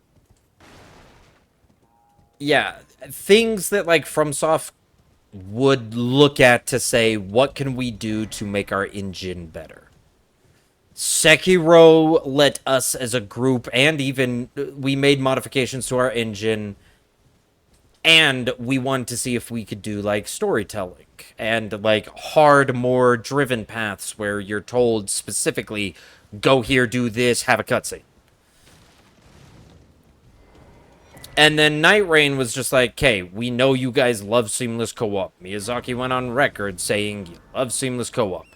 Can we actually implement something like that into our game? Well, Night Rain actually can handle all 3 people on completely different sections of the map separately. Hell, the DLC with the new event that can happen literally does that. It grabs all 3 of you and splits you into 3 different compounds, each to fight a single one of the 7 Valkyrie angels. And it works perfectly fine. Like there's no bugginess for being away from whoever the quote host might be. And then Duskbloods is going to even perfect that further, if not also work heavily on PvP. And because PvP is going to be worked on in Duskbloods, that probably means the worst thing in Elden Ring, NPC boss fights, actually might get improvements. I mean, not like they will get improvements, but like future NPC boss fights could actually be fun. If I'm being honest, Sekiro has, like, the best. If they could somehow make... The only thing with NPC fights is they aren't just a humanoid with special attacks. They're you. And anything an NPC can do, you can do. Anything you do or get done to by an NPC, you can both do. PvP can do. Other players can do. Like, yeah. So Duskbloods genuinely might help that form of combat.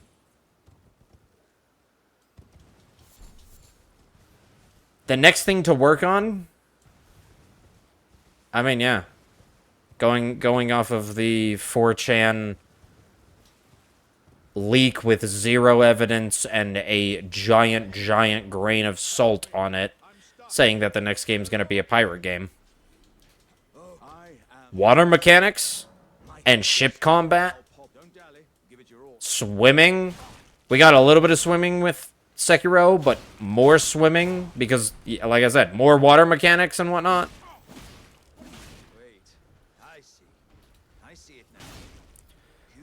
That sounds like an amazing thing to work on.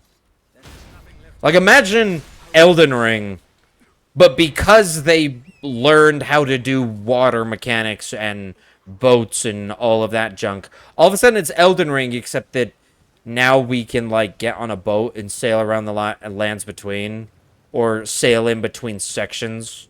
Or imagine if the lands between got split in half and now there's, like, a couple islands and a giant chasm that's filled with water, and you go sailing across the chasm to get to the other side of the lands between. I miss the merchant. I was so focused on the Trina lilies, being like, gotta go get those Trina lilies. I just completely skipped them. Oops. That sounds like an amazing thing to work on. Another thing that could be cool to work on would be aerial combat. Imagine Elden Ring, but you could actually, like ride dragons and do Elden Ring combat.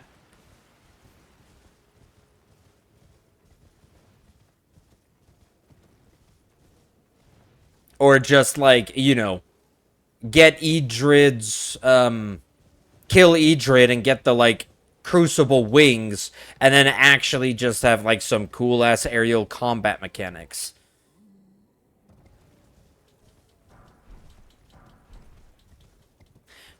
I think we're getting, like, I think... Can you give me the goddamn Rune 1? Thank you. If you do that again, I'm just gonna be skipping you. You're a Rune 1, I don't need you. I mean, let's be fair. They, like I said, Night Rain doing skills and abilities. Imagine if, like, somewhere here in the menu, like, over, like, on the far side, over here, after the 4 talismans and 4 armor pieces, there was equipped, kind of like the ninjutsus or whatnot in Sekiro. Imagine if there was just equip skill, equip ultimate. So, like, it's literally Elden Ring and it's build diversity. Except that there's just even more customability in what you can do. Imagine making, imagine the people who absolutely love Sekiro, myself included. Imagine just being able to equip a skill that is hard, like, hard tier. The, hard deflecting tier. Or whatever it's actually called. Imagine if I could just equip that as a skill. And be like, okay, now your blocks can be turned into perfect blocks. Just like Sekiro, just like the hard deflecting tier. And you can just, like, do a block. And you can just parry things. And go crazy. And then you don't have to worry about a 3-minute timer. I mean, I think that's also why, like, they did Executioner the way they did Executioner. I just hope that they make it so that you can... It would have worked so much better if it was like an Ash of War. Where you just do, like, it's an Ash of War that you apply, and it passively makes the weapon itself have guard blocks. The fact that Executioner has to swap to a weapon to do that, and then swap back, that's just so much more annoying. But the idea of being able to have literally just Sekiro himself just enter the world of Elden Ring and still have really cool combats and stuff like that, completely possible. Executioner kind of proves it. In certain ways, that deflecting is busted as hell. I don't know if you've ever seen an Executioner go against a Bell-Bearing Hunter and just parry every single move, and then the Bell-Bearing Hunter does the like drill, the drill move. I forget what the actual Ash of War is called, but that drill move, and just gets parried the entire thing and instantly staggers because of it. They found a way to make Sekiro parry work with how stance damage works. Because the stance damage, or the endurance bar, or the poise meter, whatever you want to call it, he just didn't aggro? Weird. In Sekiro, fundamentally works very different than stance damage works in Elden Ring. So, being able to kind of merge the systems... Because I will argue that, like, stance damage is just a much... How they do stance in Elden Ring is exactly how I think it should be done.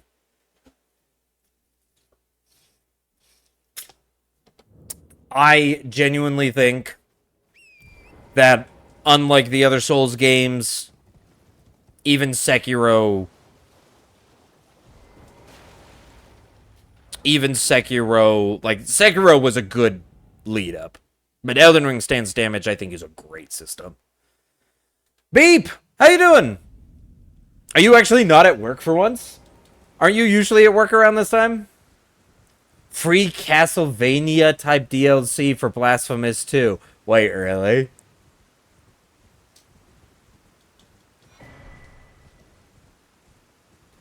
Well, to be fair...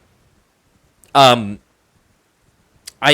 assumed Blasphemous 2 was the same as Blasphemous 1, and that is a Castlevania already. So it's just DLC for Blasphemous 2. Or do you mean something else by Castlevania-like? That does mean that I'm gonna have to play Blasphemous 2. Well, Beep, that means you need to start playing Blasphemous 2 before I get around to it.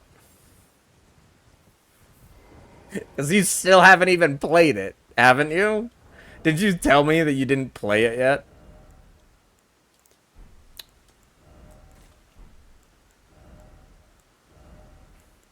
Oh, I never unquoted that then. Funny.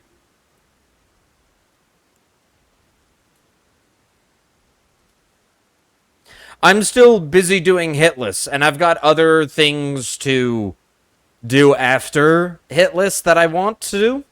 So Blasphemous 2 is still going to be further out before I get around to it. You have plenty of time to go start up Blasphemous 2, Beep, and play it before I get there. That way you won't have to watch me and get the game spoiled.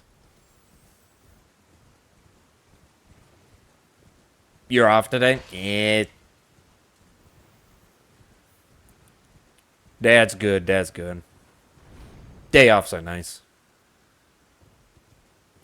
But yeah, you got some time. That way when I do my playthrough, you can look at the different paths we take. And you can be like, oh, that's cool. Or if I find something that you missed, you can be like, oh, I'm gonna go get that now. That's cool. but it's not just spoiled for you.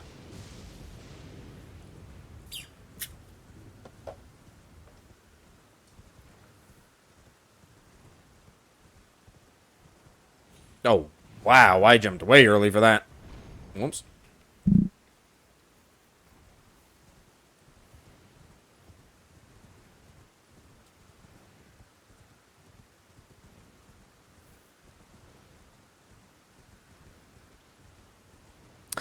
So, Beep, did you watch Game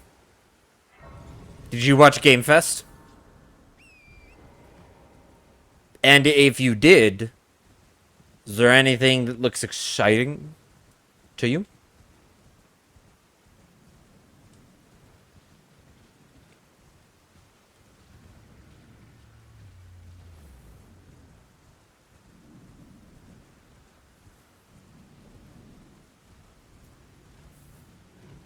Because I saw a couple things that look pretty interesting.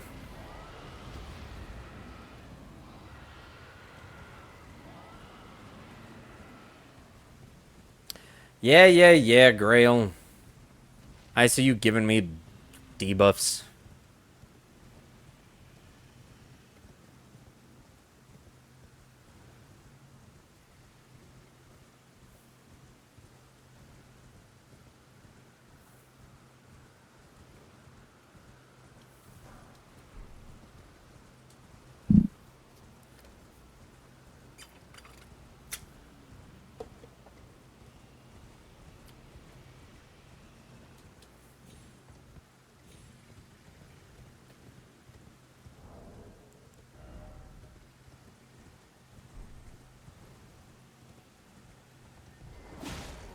Alright, off the edge, bugger.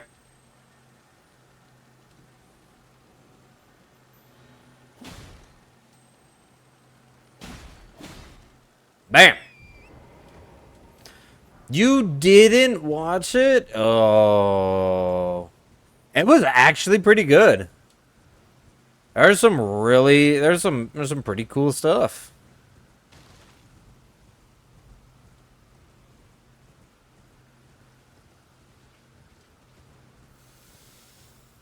One of the first things that they showed, and something that I might be interested in, I don't know, I'm gonna have to see how they do it. But they're doing a Resident Evil Veronica remake. I have no idea what the original, what the original game looks like. Because I never really played much of the older ones. I like the new style because I like the first-person horror shooters. So I didn't get into Resident Evil until 7 came out. But if it still gives like good horror vibes, then I'm still gonna be down for it.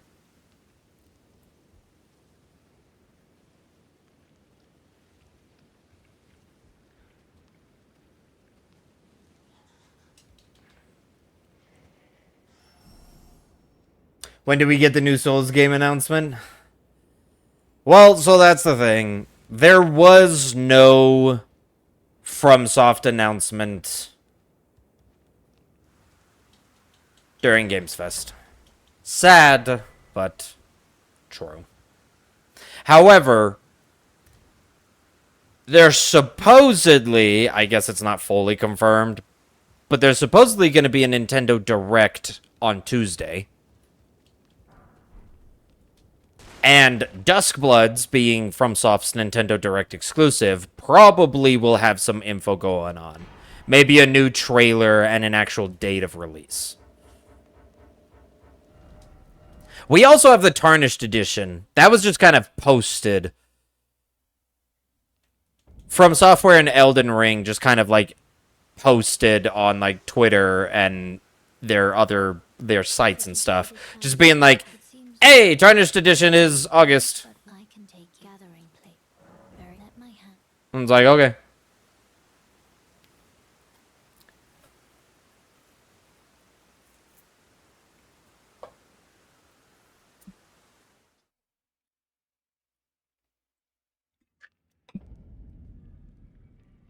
Hello? Is the... Oh. I was pushing is the wrong button. I was just like, why is my map not pulling up?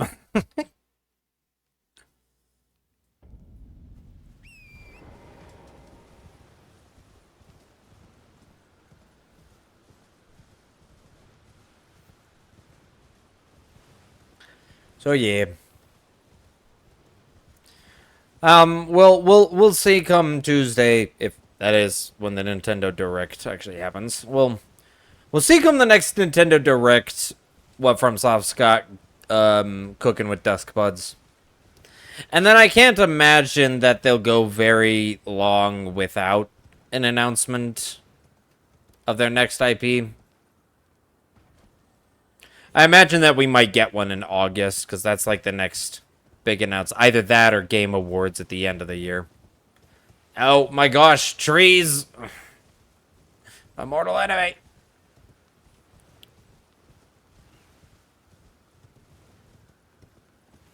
Or they could just shadow drop something sometime.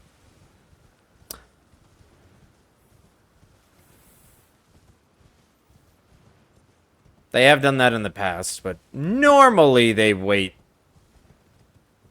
for like the big conventions to announce stuff. The big showcases.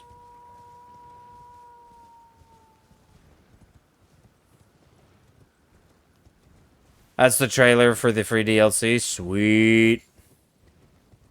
I'll have to take a look at that after stream.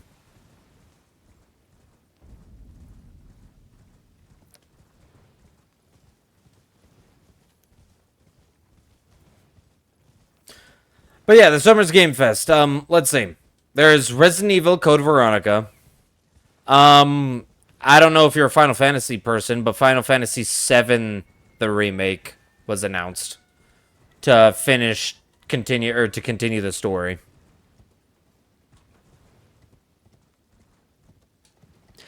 I mean, either way is fine. Either way is fine with me, babe. I'll still have all of chat up by the end of stream. So. I picked up the butterfly.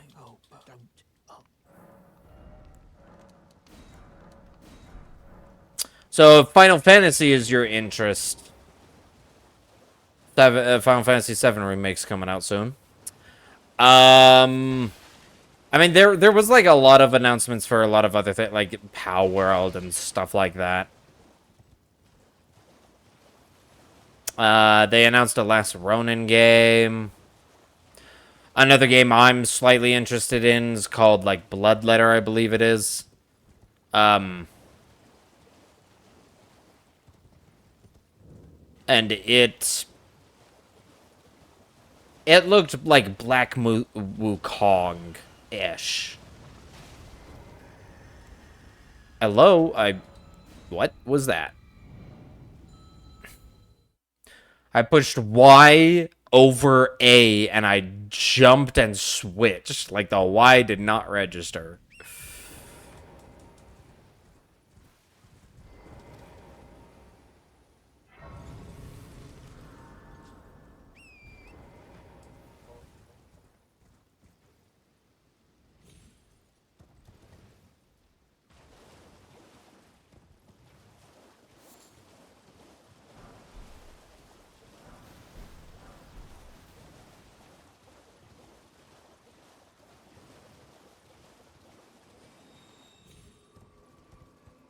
No, okay.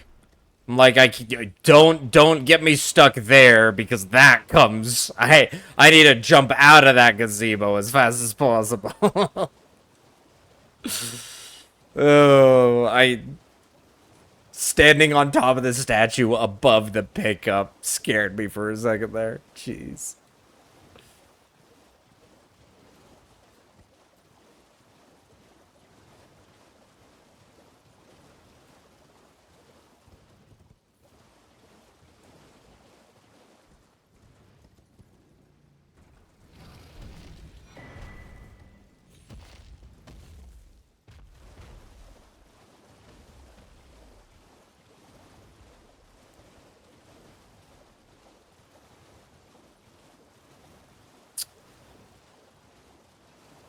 Let's see. What else? What else was it?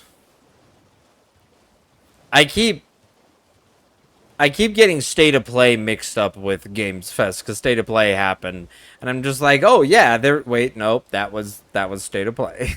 Yeah, I'm mixing things. I don't know. There's this other game called Hex that was kind of cool. Looked kind of like a procedurally generated dungeon, like puzzle platformer with some combat. Multiplayer as well. But like you run around and you go into these like futuristic looking dungeons and you do some platforming and whatnot. It looked kind of cool. And then there was what was the other one?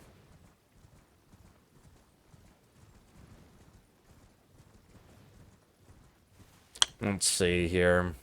That one was cool.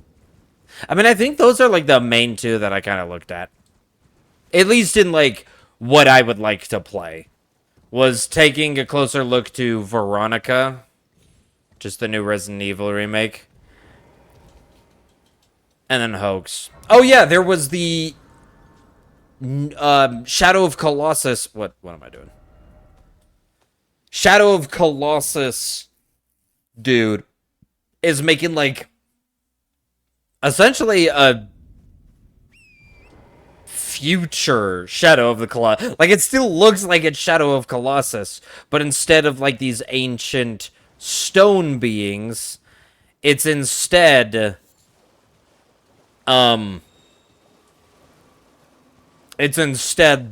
like giant mechas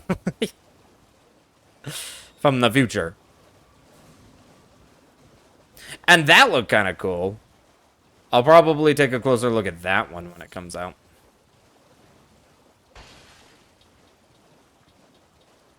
But yeah.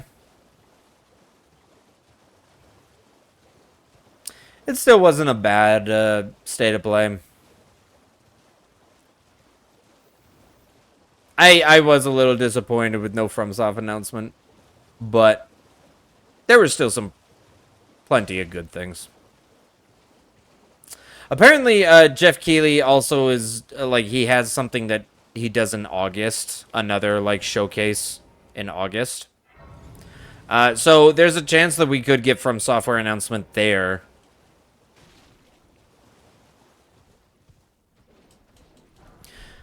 They might not just be worrying about announcing anything until after they have released Duskbloods. Because, like, right now, we don't even have, like, an official date for Duskbloods, even. It's just supposed to be this year.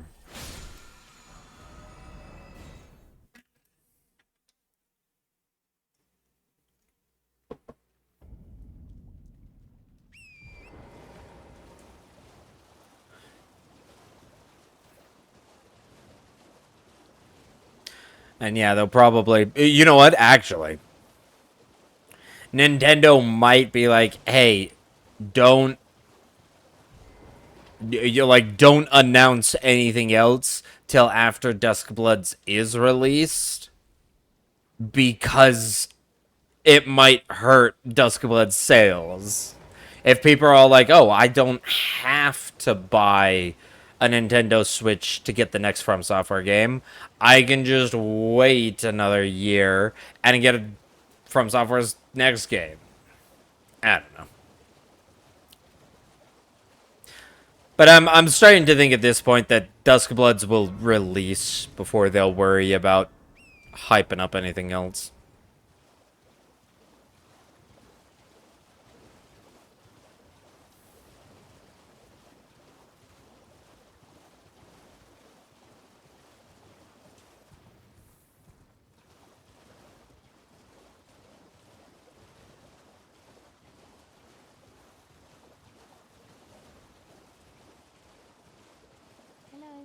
Hello. Hello. Hello, it's rather. I misjudged. I was a. Could I ask that thug only if you've. Oh, to bless a thug, please. I will go take care of the tug. That thug. What are you trying to start? Show me. And I'll consider. I'm not in love. You're a first.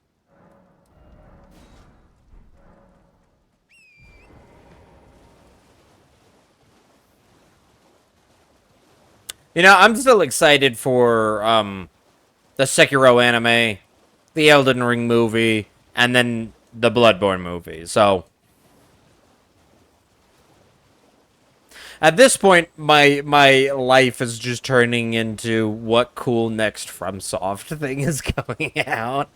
Please. Oh, yes, thank you, kind. Following them like someone follows their favorite sports team every single year.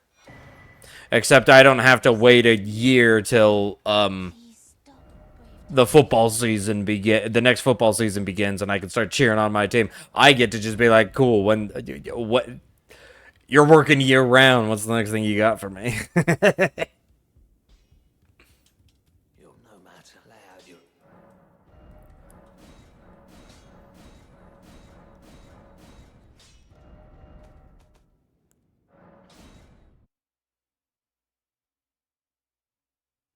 Alright, Bernie. Are you getting ass beaten?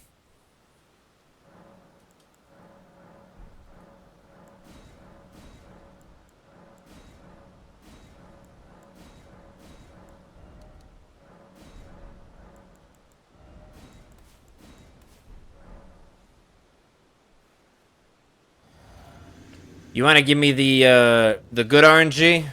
What's wrong with you? I won't say it twice. I suppose I have no choice. Is this what grace was? Yeah, bitch. To be said, That wasn't the best RNG, but hey, it works. No healy for you. I did also not have that equipped.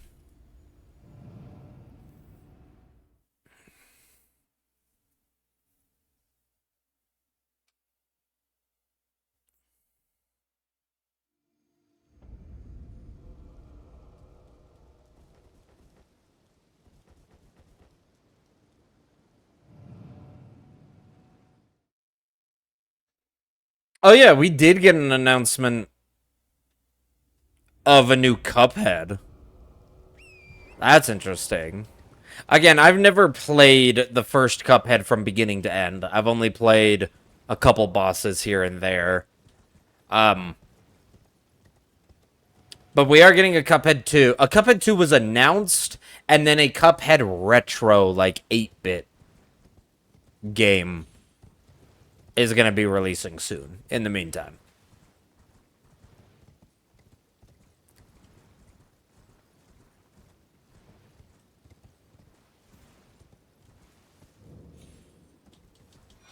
And that's going to be interesting.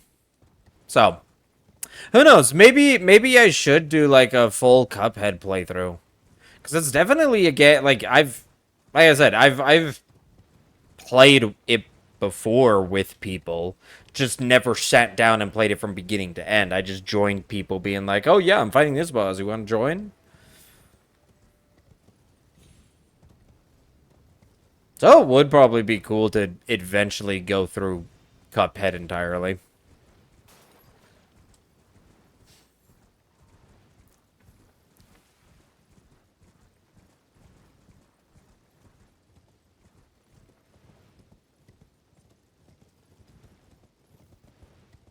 To me, Cuphead's one of those games where it's just like, I like really cool boss fights and stuff, but I also like an adventure attached to my boss fights. I like to run around a world, explore, find things, and get stronger. That's why I love Elden Ring, and that's why it's like I like Hollow Knight and Silksong. Giving a world to an explorer while having really fun boss fights is like right up my cup. That's my cup of tea. It's right up my alley. Let's try combining two of those idioms. While Cuphead is just like kind of one of those. It's just like some really cool boss fights. Other than that, it's kind of like the whole Mario big map, like world map, and then entering stages. And it's just like, it's kind of meh to me.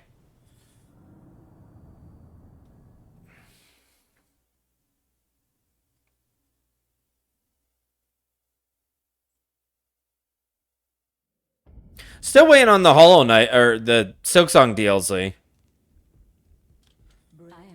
Like, sometimes I even forget that I'm just like, right, Silksong DLC was announced. Interesting now, you the drawing room, but be sure.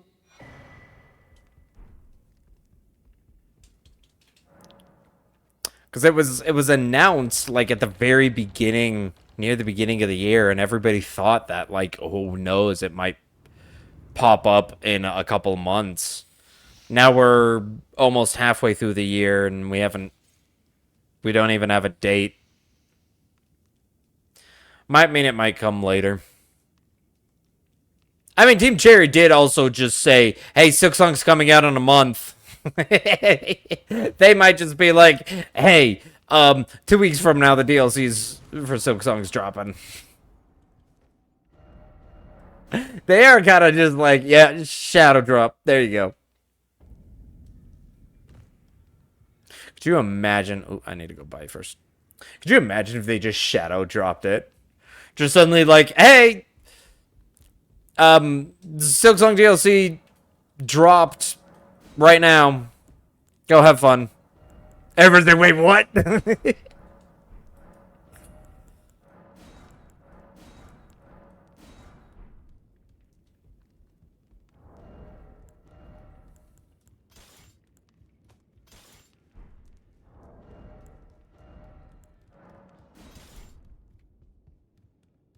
I took you no matter. Lay out your arm.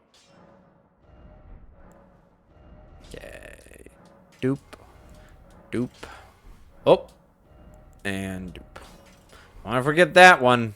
Because the moment I forget that one, that's when I'm going to get the eruption attack on frickin' Rykard.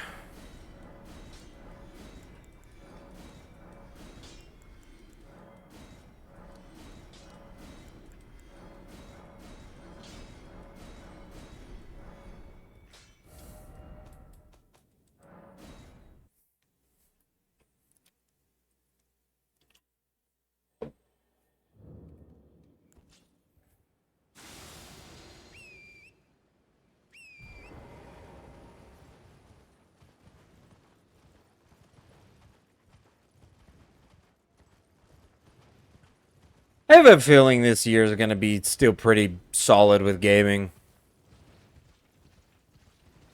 Requiem was a hit. Pragmata was a hit.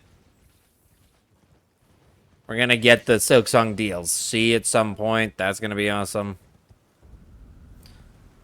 A couple of the games that have been announced are like for later this year coming out.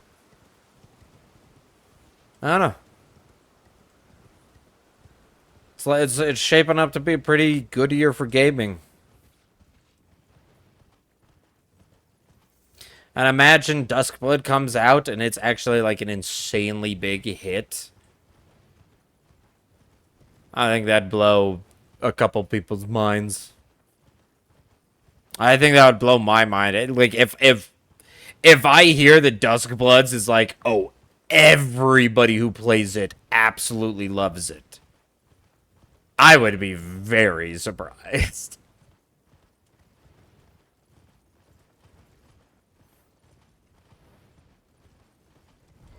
I also probably still wouldn't play it because again, unless they release a Switch version, I ain't getting no Switch 2.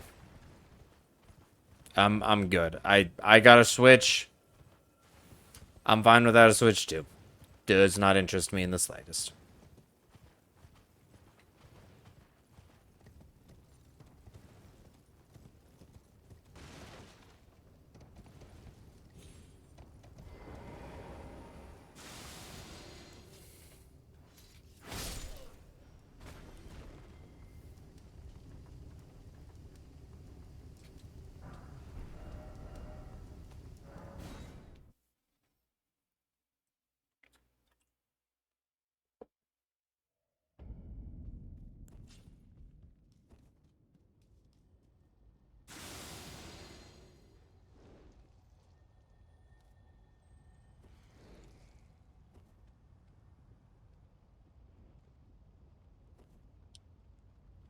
Make the jump. Good. Alright. And across the lava. 1, 2, 3. 1, 2, 3, 4.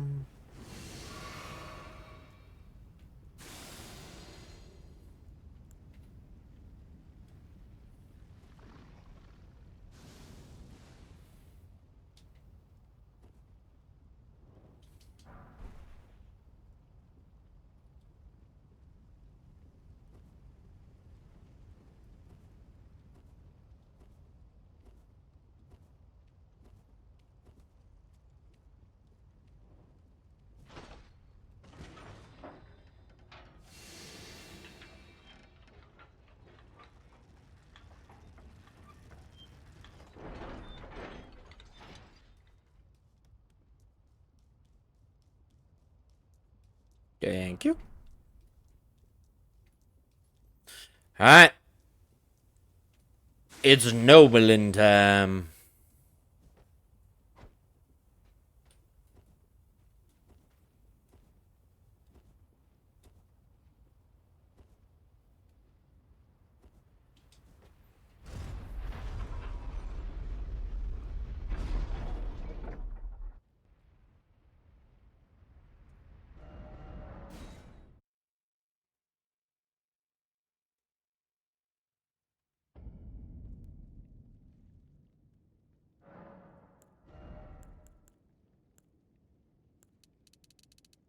$27, $15.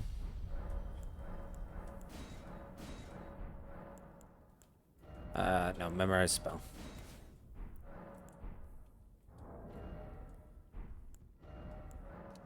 Craft 4 of those. And whoops. Equipped them.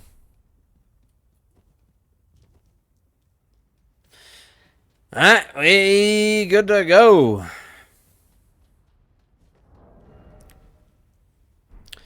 Now let's not have an issue. I just need to remember that I need to drink a blue. Because I don't... Whoops. I don't know why I just completely spaced it during second phase and didn't have, like, enough. Are you gonna... Okay.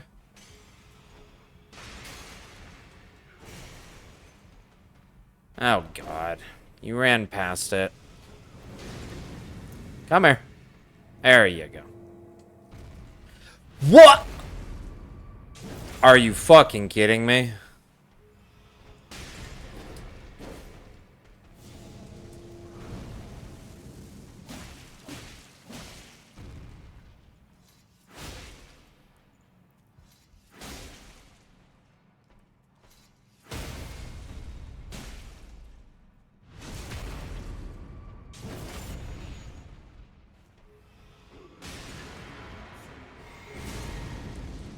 Oh, it is enough. I wasn't sure if on they would have...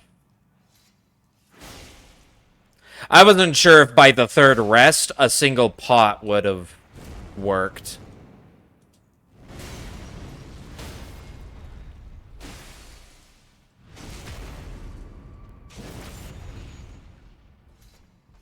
Yeah, most of my buffs were gone by that time. The extra hit there at the end, much needed.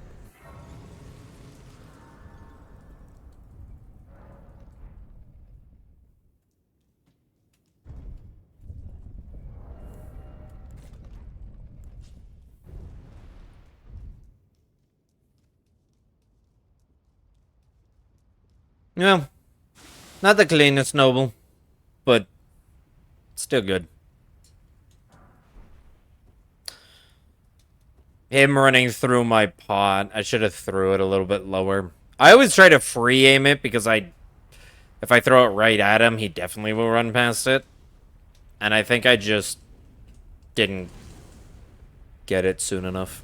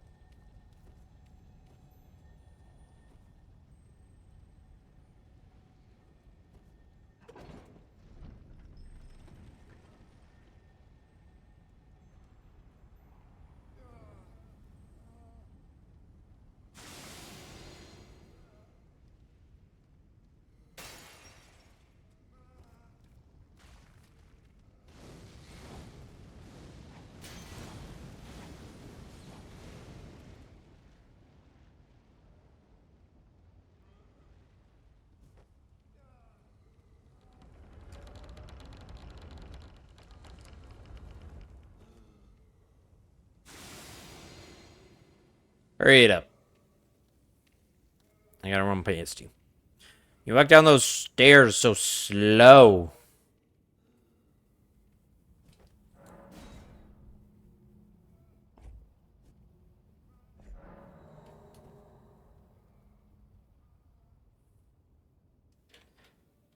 Hello?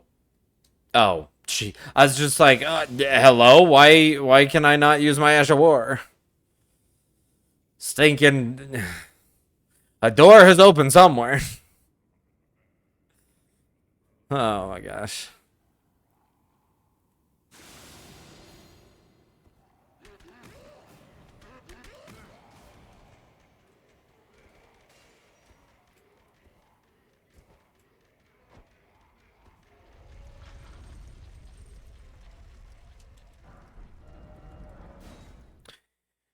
That's all the upgrades. Let's go.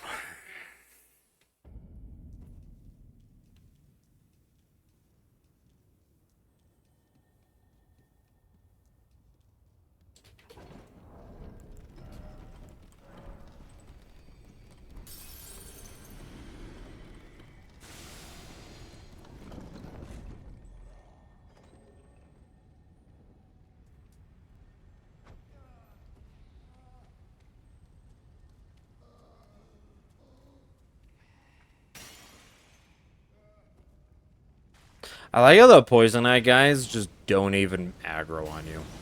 Like, I walked right past him. His head even turned and watched me the entire time. Never lose stamina.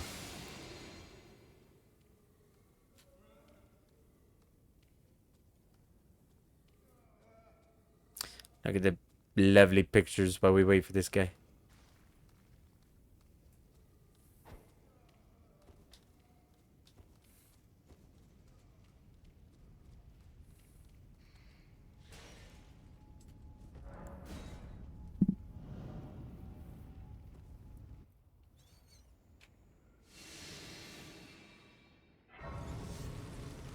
Alright. Uchi Katana, you have done well. On Bernie and the Noble. But now... it's time to get an upgrade.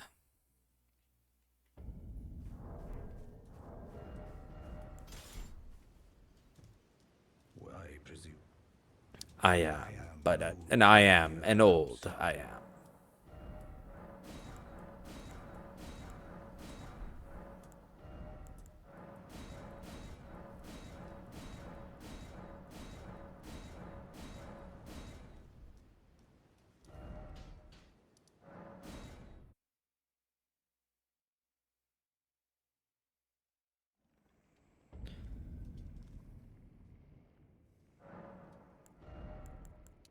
Four levels. Good to go.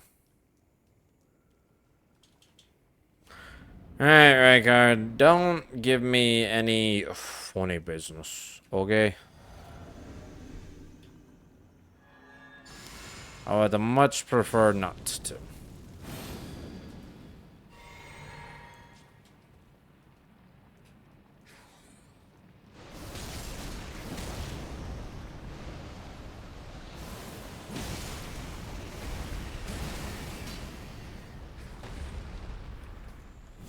Oh, why is that not shield? Okay, that's fine. Yeah, I forgot to switch it to shield.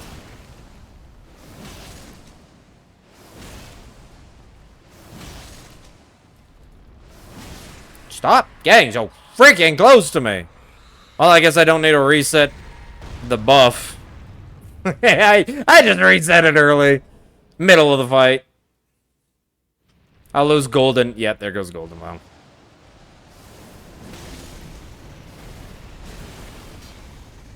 I guess I never have golden vow for that.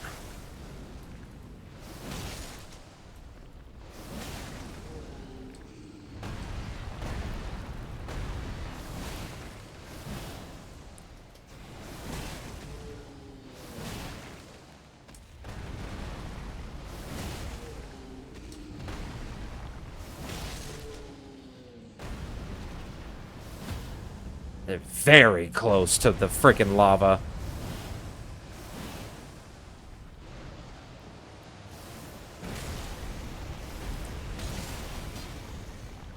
Goodbye, Rickard.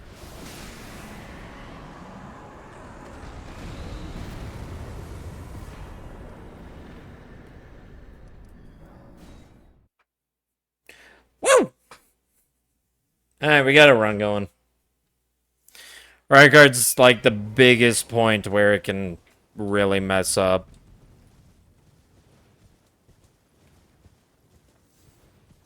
Just because of how he can give us bad RNG, and the tiniest itty bitty mistake can lead to you getting hit by any of them. And he's also one of the main ones we have to fight normally. There's no script for him, or at least no complete script.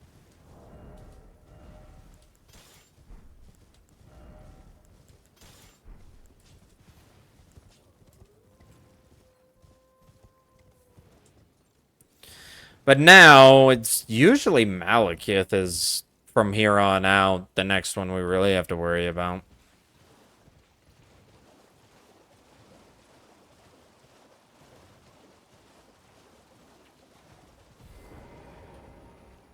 Whoop. I wasn't too ending.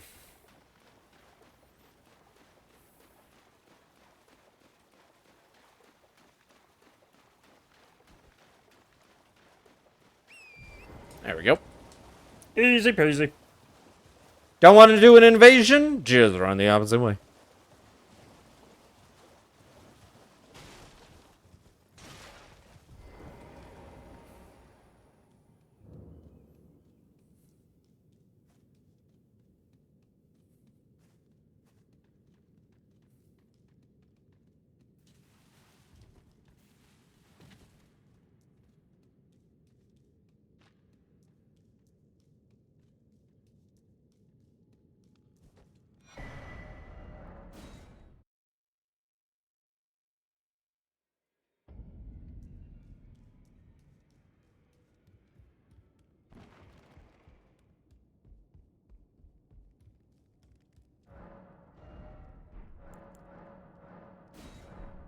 Oh, did I double push?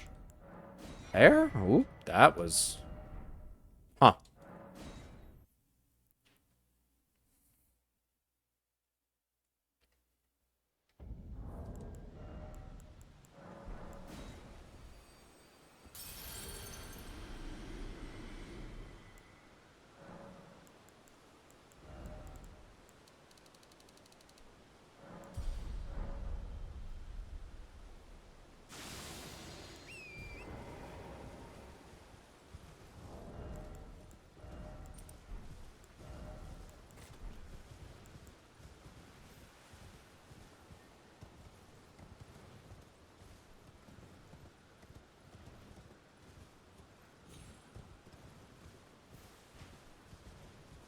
Shoot your goddamn arrow at me. You start taking my stamina. Boy.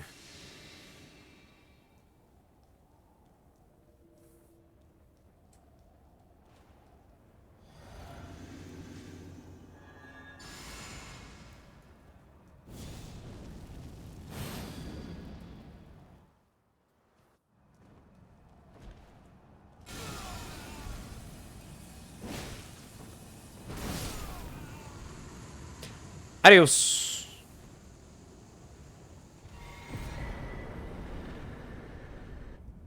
I shall remember thee, tarnished, smouldering with thy meager flame.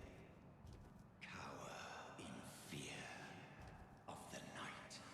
The hands of it's tightly booked. The guards, you'll breach the... Well, but of course... They're gay. They're gay.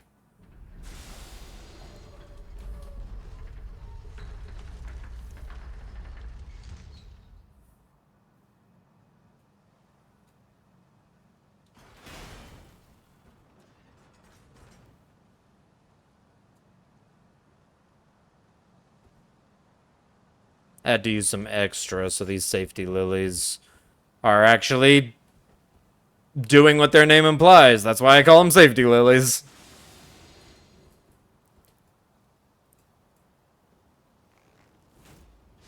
Oh yeah, headshot. That was just a total miss.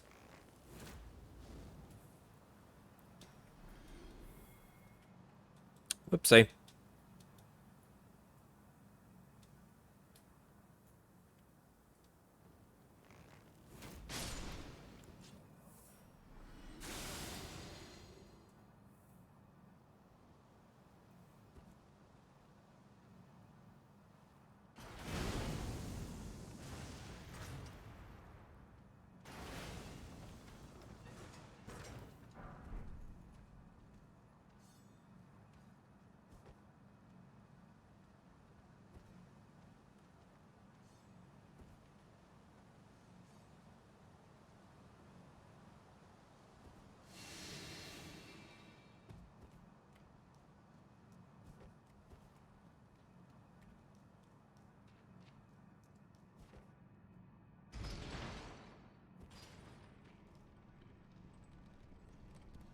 Look into my eyes. And watch them vanish. They look no different.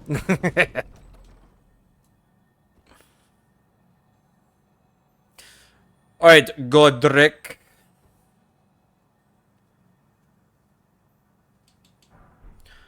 We'll see if I end up doing kukri strat with you. Or you can give me the jump opener instead of the drag opener.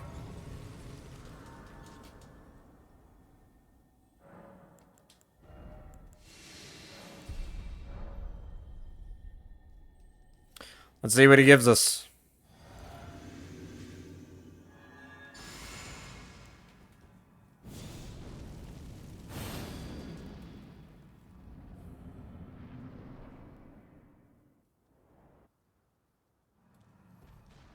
Drag or jump? Drag. I missed?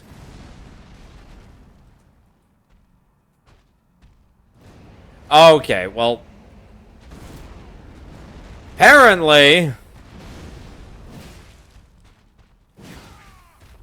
it just doesn't matter. How the hell did I miss? Yeah, well, that's not a phase skip.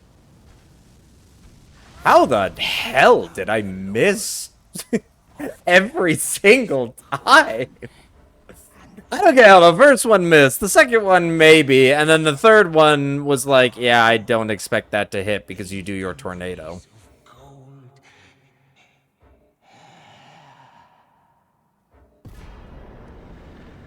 But that is the idea of the kukri strat, is one, it does just enough damage that little sliver that you see there at the very end, that sliver doesn't happen.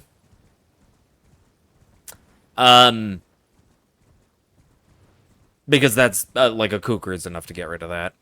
As well as it baits him into using his tornado move, which is just a free walk under him and get 2 charged R2s. Because you're using a ranged object, and his AI says, oh, I'll deflect that. And it's like, that's exactly what I wanted you to do. Why am I even bothering? I don't need a golden vow or anything with this.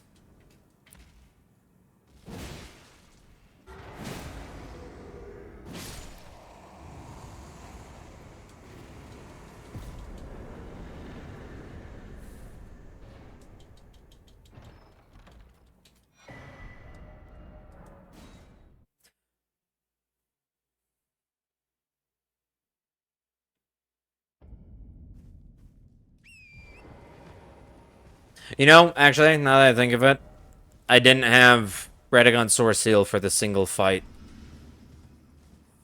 That also probably might have still gotten it. The main part of the kukri strat is mostly just to get him to bait his one move. Which it did work. Usually he does that move like right off the bat. Like after you throw the first one, it hits him. He'll like oftentimes go right into that move. But if he doesn't, you just keep throwing. And he eventually will be like, oh, you're using projectiles. Block.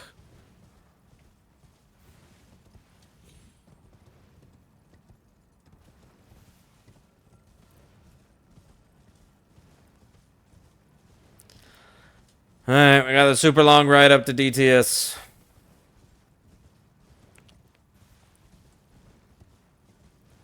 Aside from mountaintops, this one, the next longest.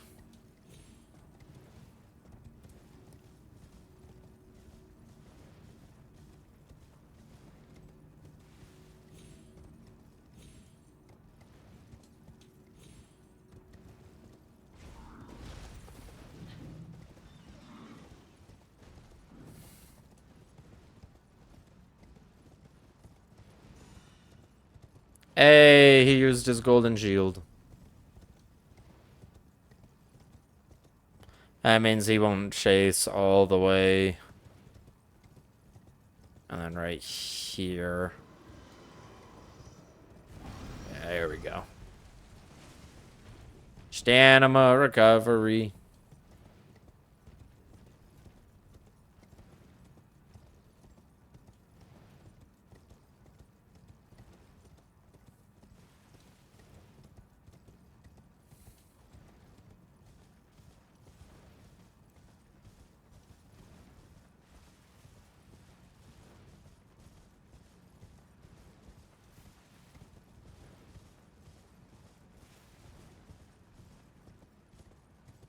Guys, let's see if I remember this. I've been doing pretty good on this one in the past.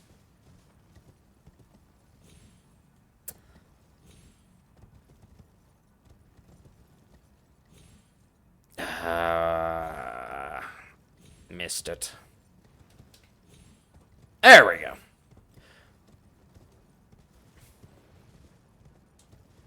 Second time ain't too bad.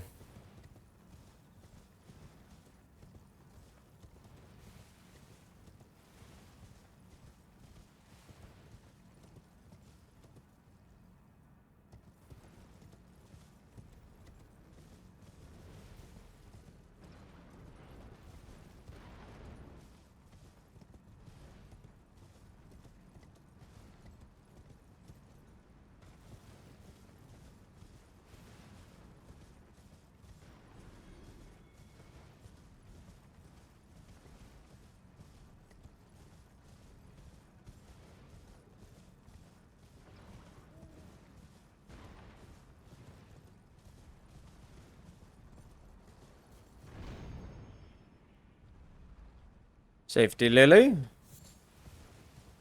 A second one. We get a total of 3 safety lilies. The one in the castle, the one right there, and then the one up the mountaintops right before Giant. Just in case we end up using a lot of flasks. If we end up using like all 4 during Noble. Kind of like what we did. And if we end up having to mog out of, like, duo or something.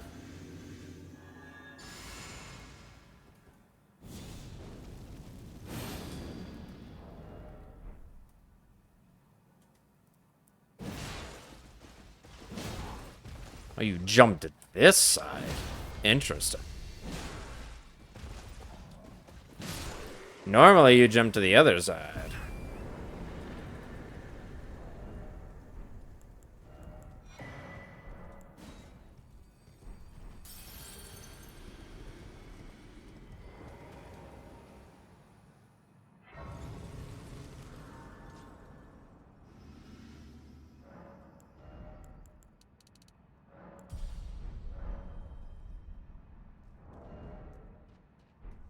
I didn't have Red Tearstone active during that.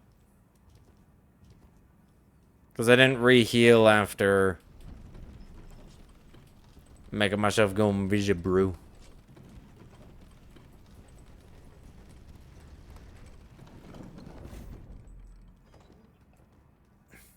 Luckily, at least for DTS, it's just like the extra R1 at the end. Because I was reckoning my brain, I'm like, 4 charged R2s, that's usually what kills you. Why didn't it not kill you? It usually, like, overkills you by a fair amount. Yeah, the red deer stone. Or, I guess, ritual sword. Not red deer stone.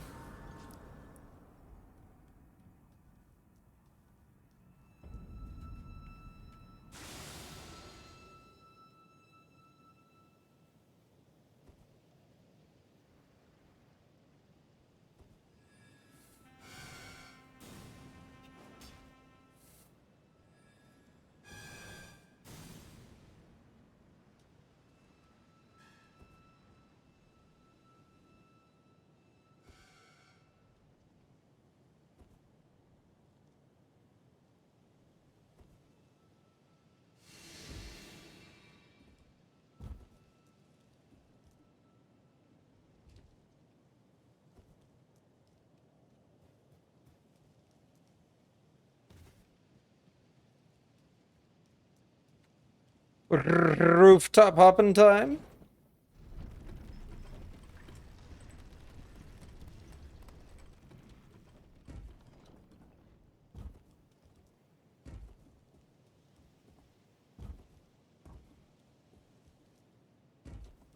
Some beautiful rooftop hopping.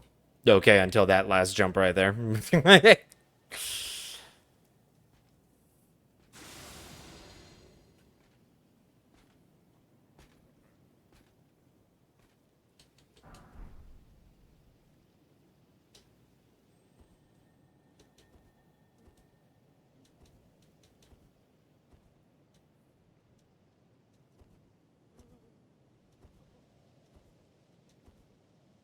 Oh, are you kidding me?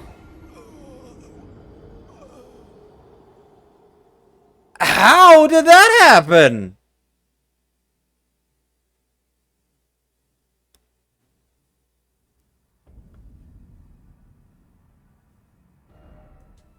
I didn't know that there was a tiny section of that wing that will just push you off.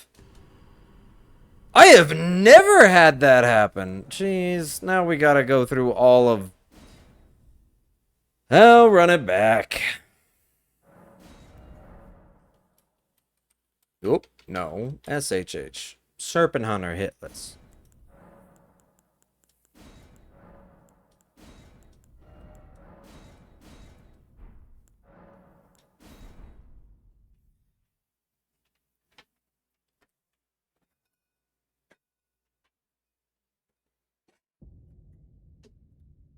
I'm grabbing another drink.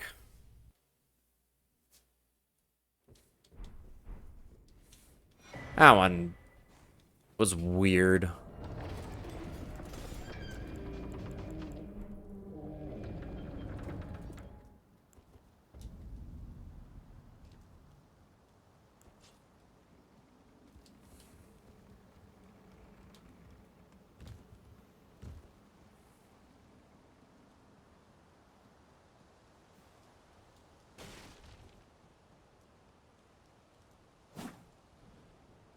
Good enough.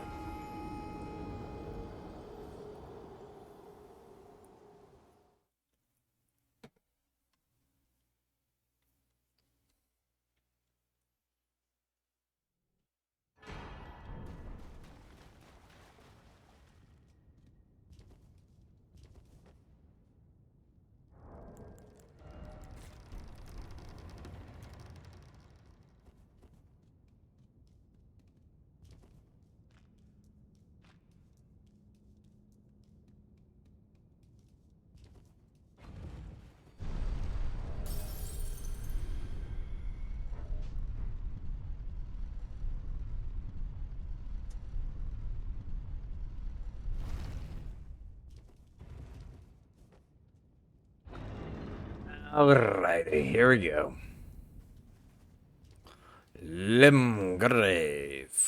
We get the bow skip? Nope, we don't.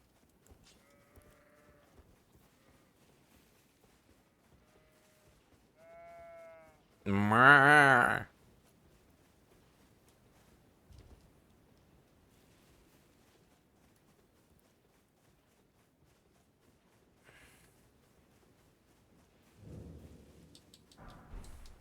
And I can alter that to your lot then, why not? I am Carly.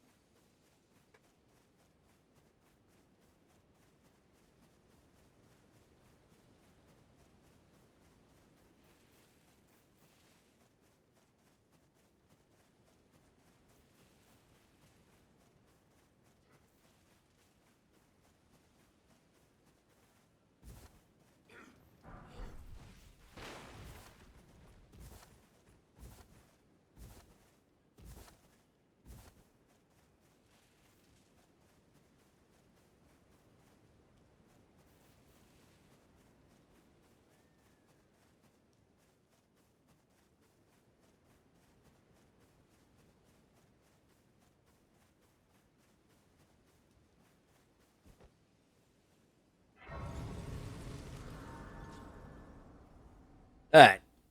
Give me to it. Let me move 10 times faster. I can play turning to aid you. You need to the foot. Then summon me. I bequeath. Thank you. Torrent. Treat him with.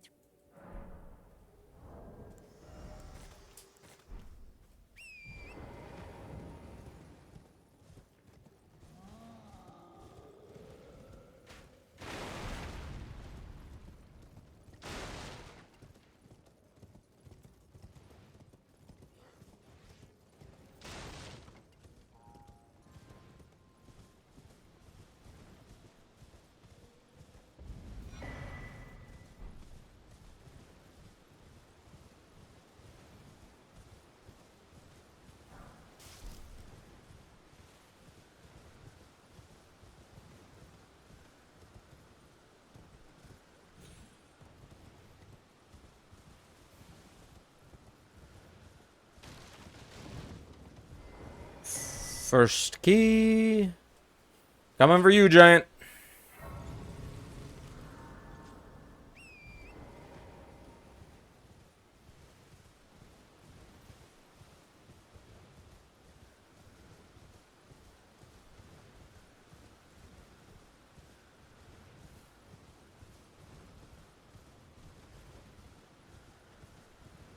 Yeah, I really hope I can get it today.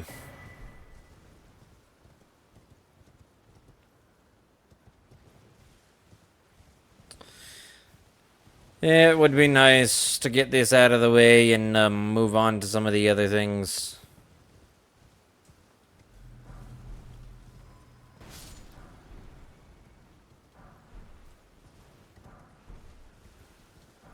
I'm still thinking that Subnautica 2 is next on the list. And at that point, I may or may not start my Elden Ring Mastery Wheels series thing. That idea I had where I put every boss on a giant wheel and spin the wheel, and like every week or every other week or something, I just spend the entire stream mastering that one boss. Finding, like, learning all of its moves, what I can counter with, like, what moves can be backstepped, what moves can be jumped, what moves can be strafed in whichever way, what kind of counters would do good at working on that boss.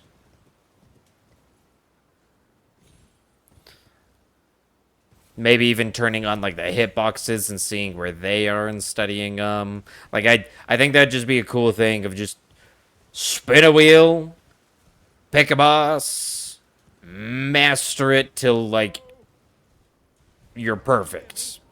Or, like I said, take the stream to master it and learn about it.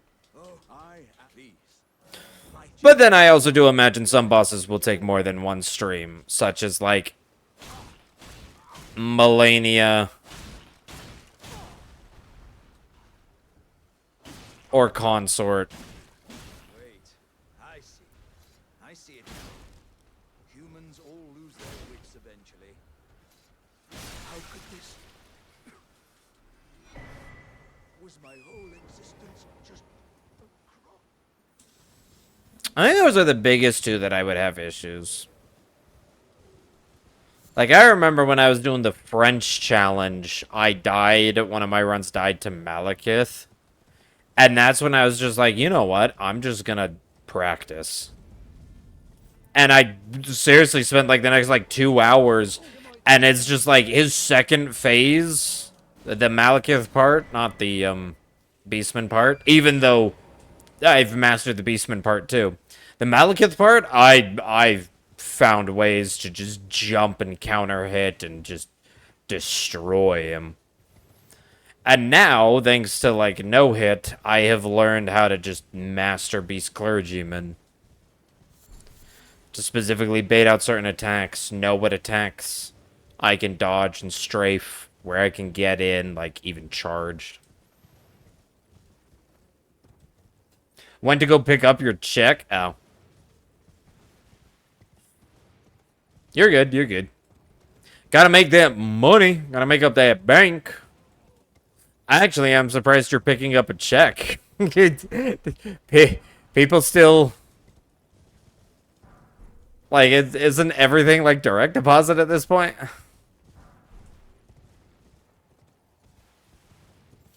I don't know the last time I heard somebody, not deal with direct deposit.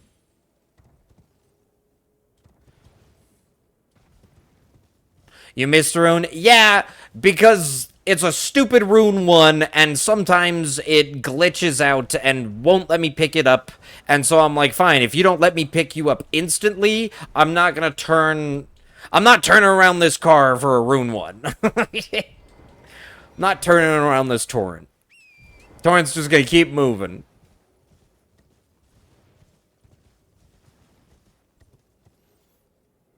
And it's always that same rune. It's always that one rune that gives, like, the most difficult time. In, like, you can't pick me up.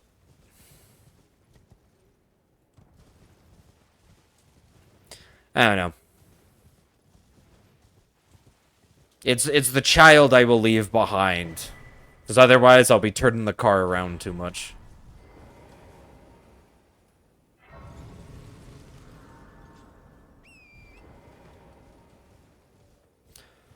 Boss doesn't do direct deposit? Yes. Strange.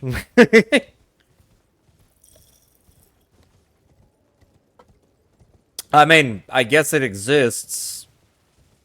It's not surprising that it exists.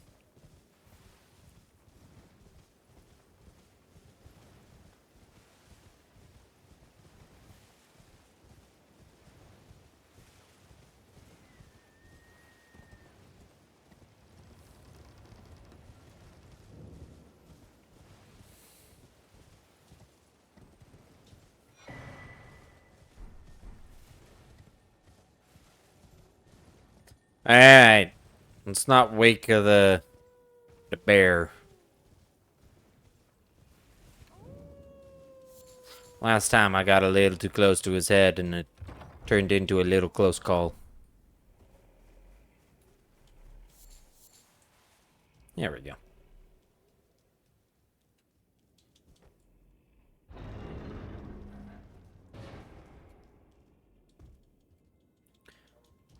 There we go. Jeez, it's weird that that doesn't show up instantly. Because I know there's a way you can do it. Like, immediately right as you land, you're opening.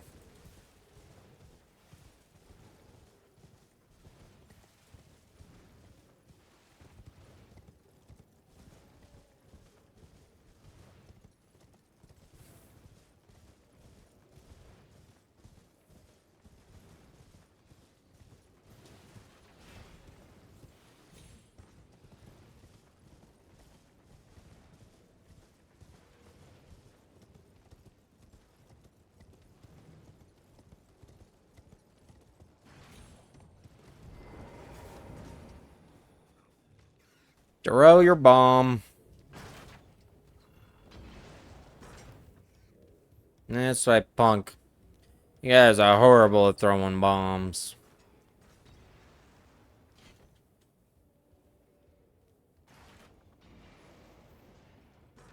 Yeah, that's... Yeah, you were in ads, so I was waiting for you to get ads.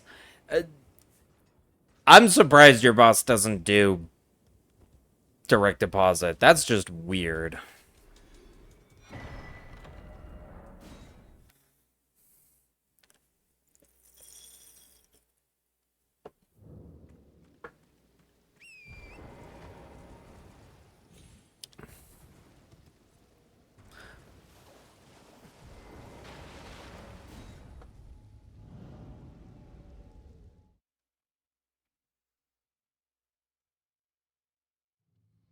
The world runs on digital money nowadays.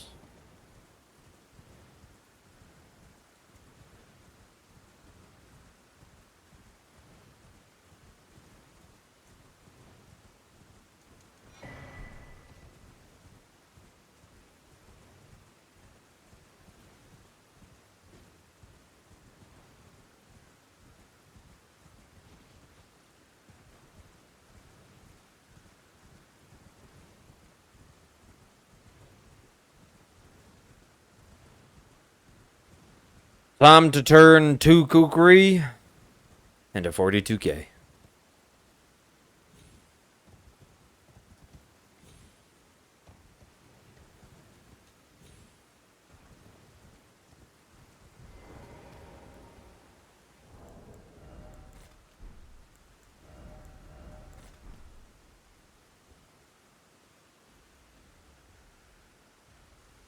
Okay. Want to make sure little guy didn't follow us over.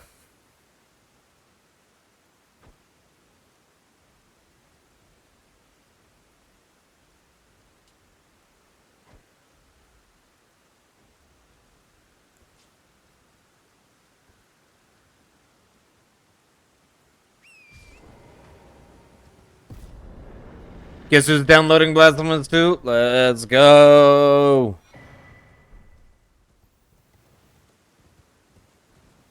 You got like a while to beat it with the stuff I have on my list of what I want to do after.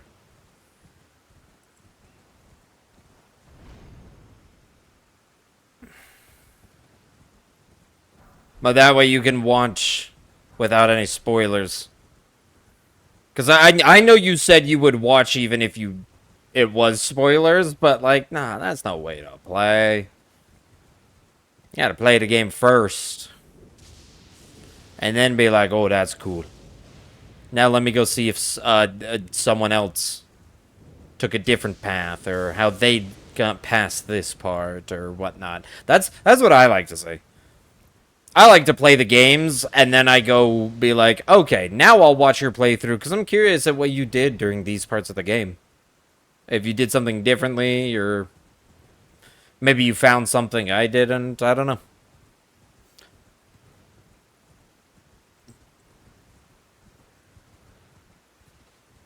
I think that's the better way to play games. Play it yourself, and then go have fun watching other people. Because that way, it's like, you can watch them get excited at the same parts that you got excited. You can see if, you can stroke your ego that you didn't get hit by that jump scare that they got hit by. You can stroke your ego again that you found a better build than they did. And then you can get your ego shattered that they found a broken-ass item that you didn't know existed. That'd be how it go. But I find that fun. I like to play it first, though. I'm very against spoilers. I like to experience things fresh, raw, by myself. To be like, I want to see what I would do in those situations without having prior knowledge. Because that's how I feel I can get my skills to improve.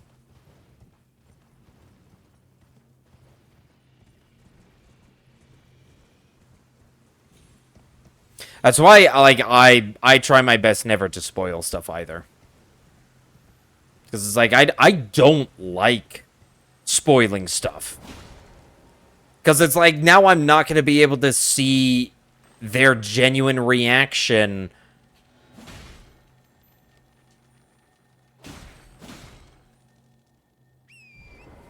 Like, like, spoilers don't make sense to me. I find the excitement in watching the reaction to, like, the big plot twist or whatever. I like watching of, like, oh, he's about to get to the plot twist, and then seeing the person's face when they're just like, oh my god. Like, that is what I find enjoyment out of. And spoilers just ruins that. Like, so I don't get why people even like spoiling. Or why people bother to do it. Or if people don't think... I don't think anyone likes spoiling. I think spoiling is pretty much universally hated by everybody. But there are some people, or like quite a few people out there, it's not that they don't like it, but they don't care. And those are the people where... And so they're usually the ones that will spoil stuff because they don't think it's a big deal. Because they don't see it as a big deal. And those are the people I stare at and be like, how do you not find it exciting to see someone's reaction when they don't know what's going on?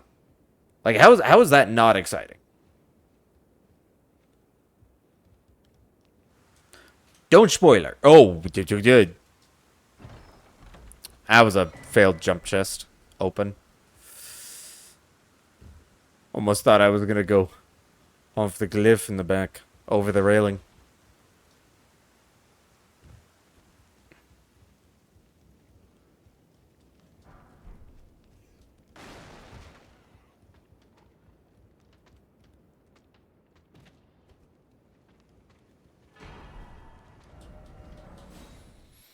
Bam! Let's get over to Liurnia.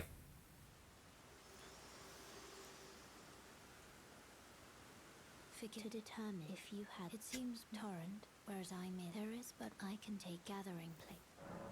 Very let my hand.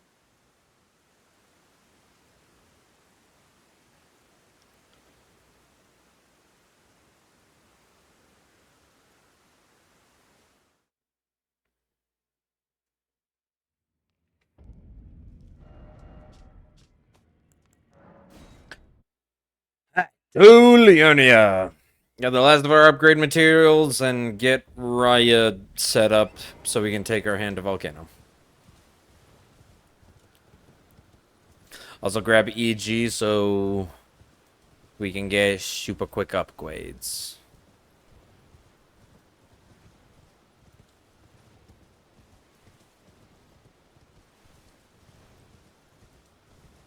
Now that I think of it, I don't know why I don't just teleport to EG and upgrade there. For at least for my Uchi. The only time I need to go back to Round Table Hold is to do the Ashes of War. Because I have EG's Grace... excuse me. I have EG's Grace by the time I get my last upgrade material.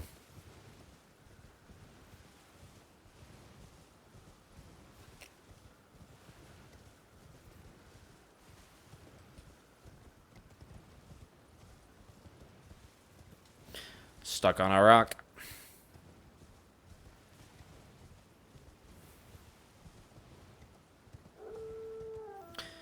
Yeah, you howl, pretty boy. You play nice, Wolfies. Just sit back. And let me pass. Which they did. Without consuming any of my stamina. So I'm happy.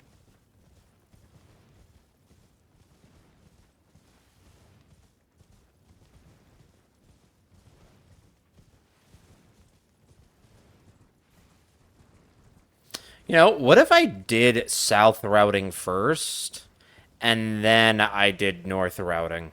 Because I usually do north and then go south. But what if I did south Liurnia, then north Liurnia? I wonder if that would make much of a difference. Let's try it.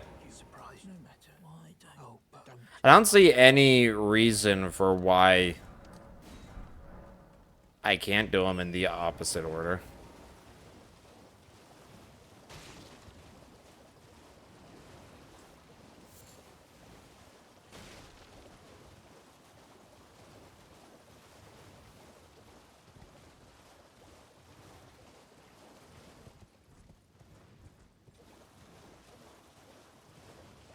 Changing up the route already. Yep. Yep. That's just what I do. Changing up the route even though I got a solid one. I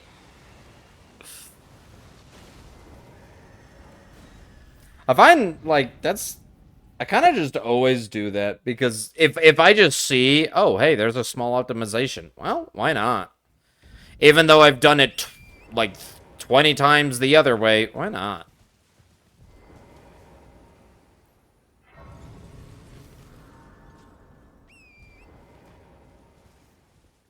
Alright, let's do south routing first.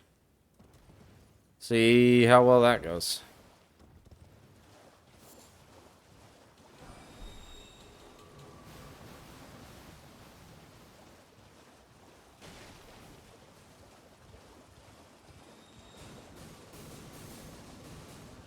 Yeah, we good.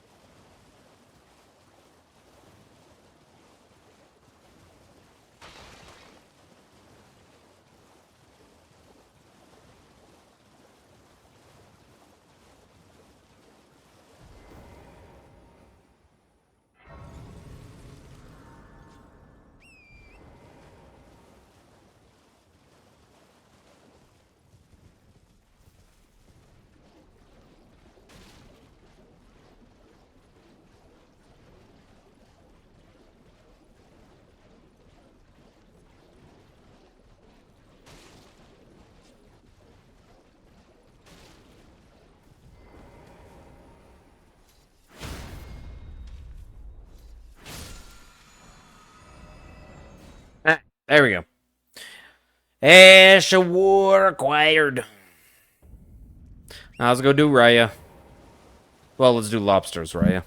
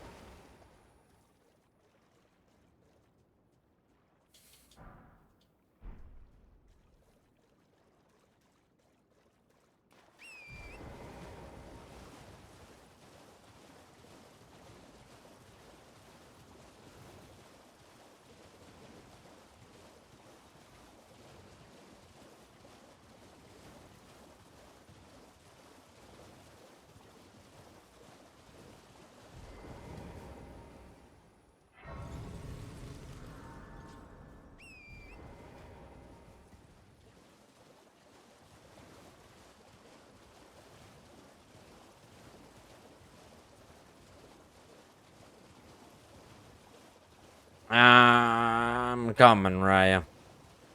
I'm coming.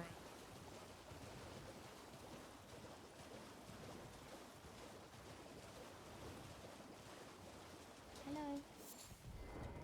Hello, it's rather my mistress, but I was a... Could I ask that thug only if you've...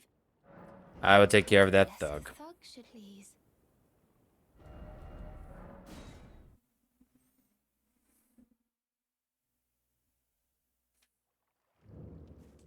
What are you trying to start? Show me, and I'll consider. I'm not in love with it. You're first.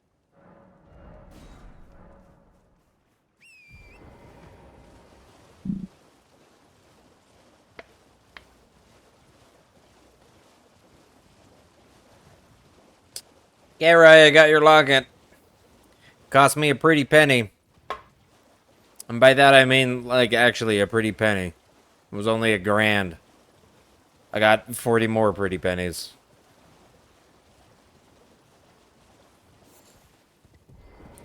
Please. Oh, thank you. Did I forget? I see you are very to steady such. Please. And from here, now we go due north.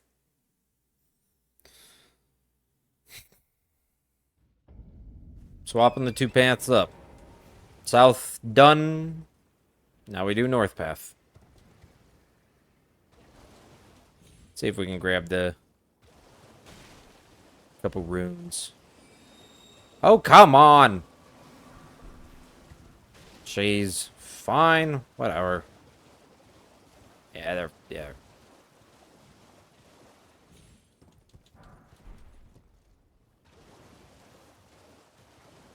Well, let me grab that one rune. That was so annoying.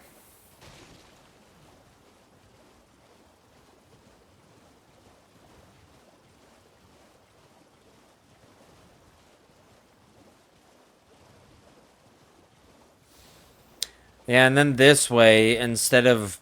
Because I would usually do north and then south path, and then I would teleport away from Raya to Round Table Hold. Well, now I do north path, or south path first, and then north path. And then instead of going to Round Table Hold for upgrades, I just upgraded EG right there. Save an entire load screen. And EG is closer to that grace than Hugh is closer to the Round Table Hold grace. So, less travel time too. I don't know why I wasn't doing it this way in the first place. Seems like a no-brainer.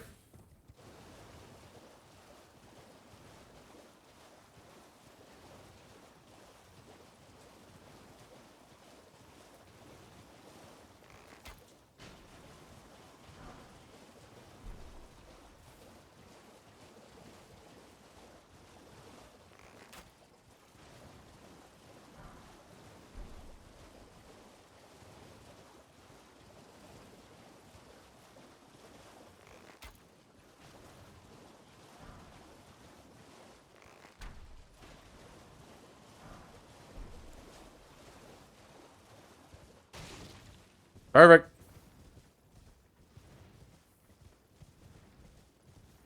Yeah, because we don't sell until we go to Hugh. We sell when we equip the Ash of Wars. So, no, yeah, there really is no reason to go back to Hugh for the first upgrade. Or for, I guess, any upgrades.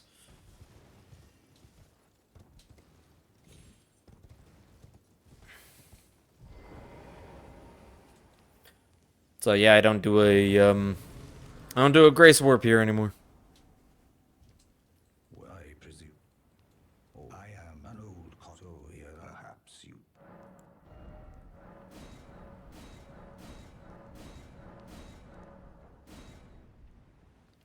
What smithing 2 did I miss?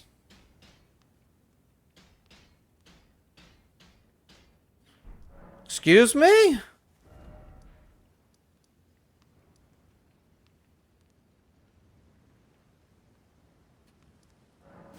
It wasn't the crabs down here, was it?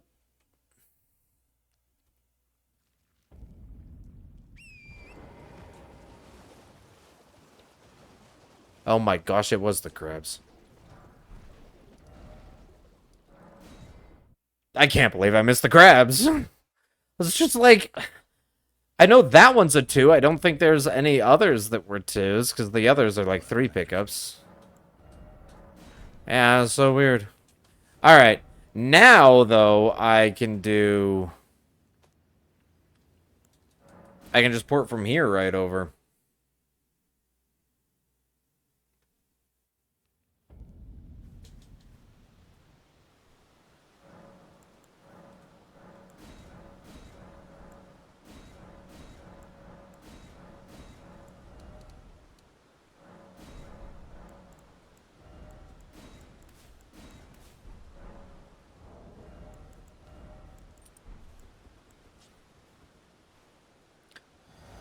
Ah, burning! What's wrong with you? I won't. I suppose I have no choice. Is this what Grace would have us? Really? You had to heal. To be certain, the volcano manor.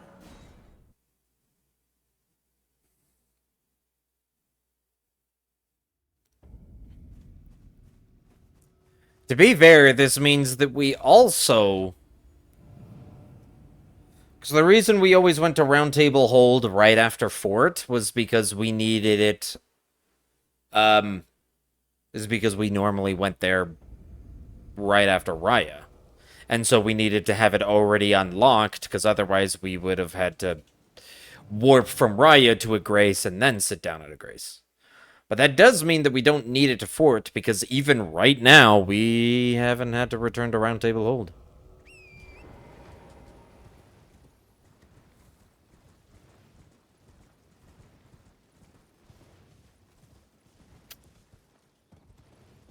I do use the Round Table Hold once we get to Volcano Manor.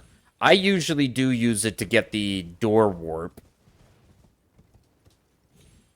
I do a door warp with it, so I don't have to sit there for the entire animation of opening the Volcano Manor doors.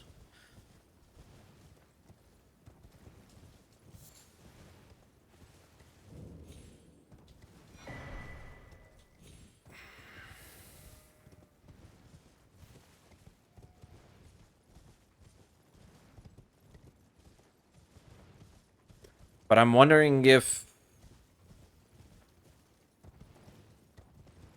it would matter.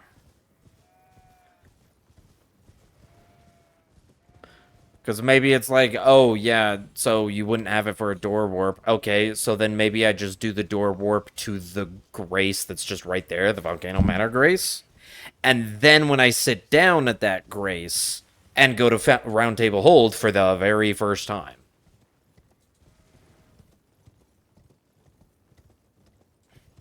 The start of Blasphemous 2 is very interesting. Well, I remember in the true ending of Blasphemous 1, the, like, human inside of a heart descends from the clouds.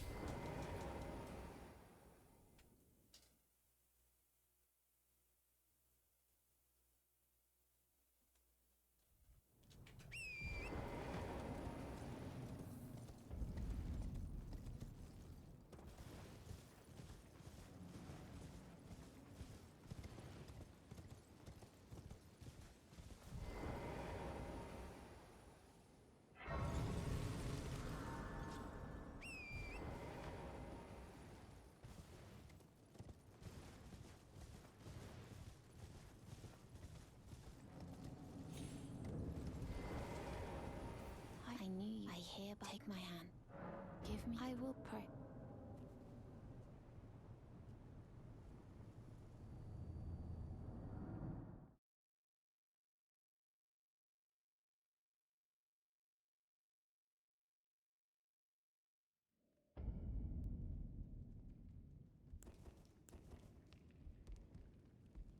I am Tan Rias, a warrior. Perhaps. Will you join YX Rise with us?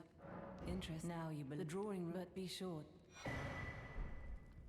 Alright.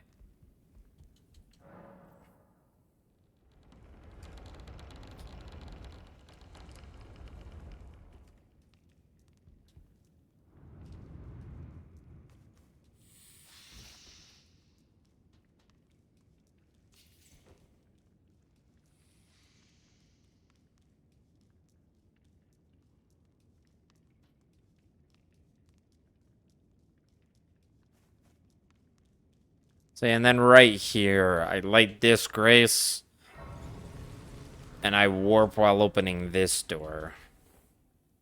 Is it that long of an animation? Not really.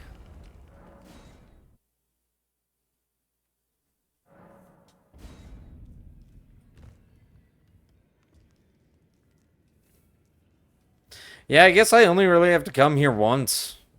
And it can be all the way at Volcano Manor. If I keep having to do the run, I'll probably just do it that way from now on. See no reason not to.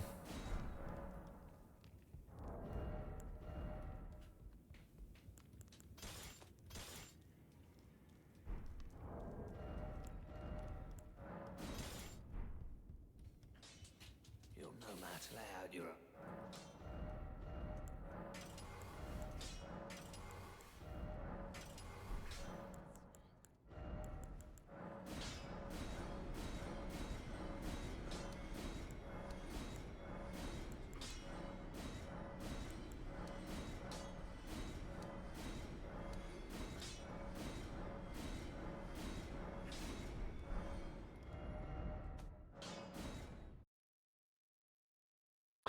Alright, flame grant me strength.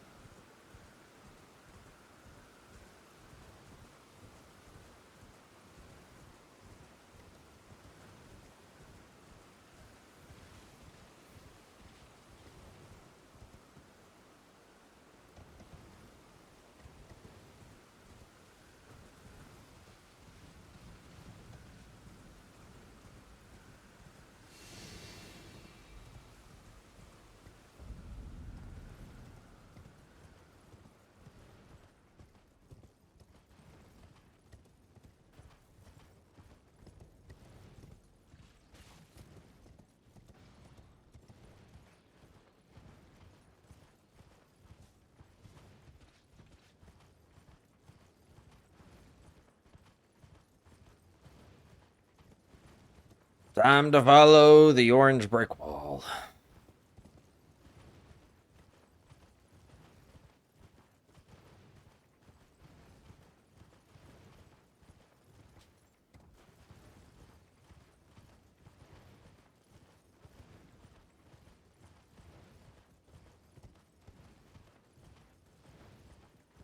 The parrying system sucks. Oh, I don't want to hear that about Blasphemous 2. Oh, a parrying system in 1 was, like, perfectly fine. To be fair, the parrying system in 1 was kind of like more like a guard counter. Like an Elden Ring guard counter.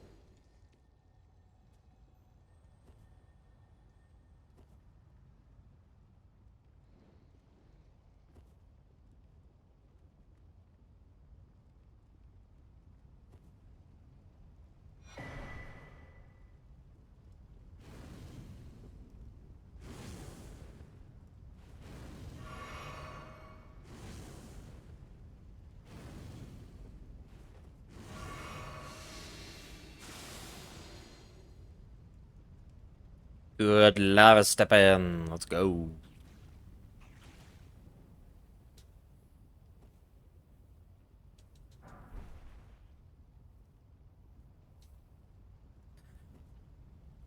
This game is the same but different.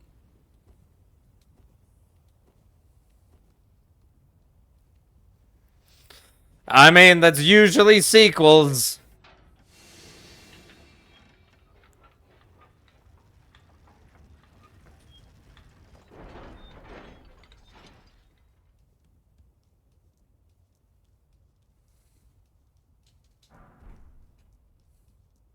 Alright.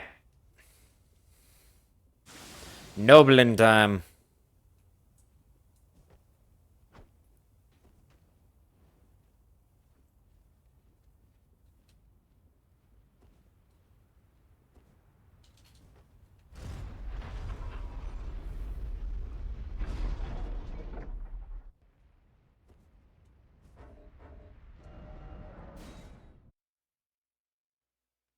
Do you play on controller or mouse and keyboard? I like playing Metrovanias on a controller. It's probably much more optimal mouse and keyboard, but I like playing them on similar to Souls games.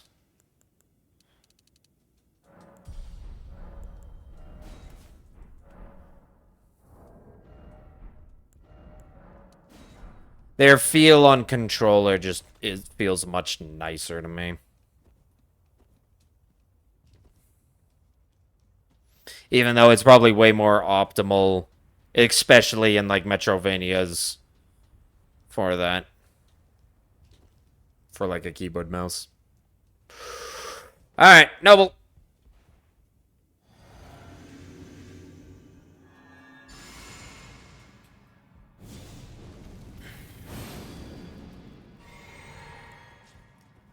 Come on, Noble.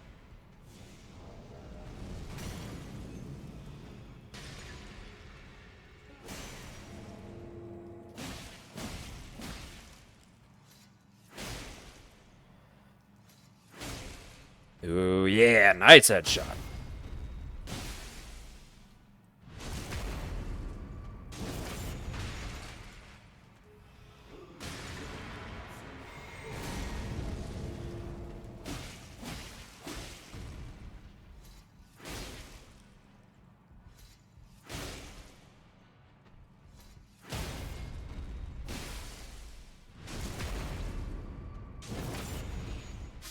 Now that's a clean Noble.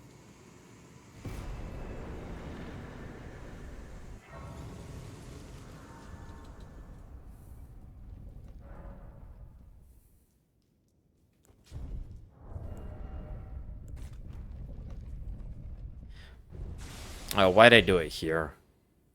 I don't do it there, because I need it to last to the abductor virgin. I do it right here.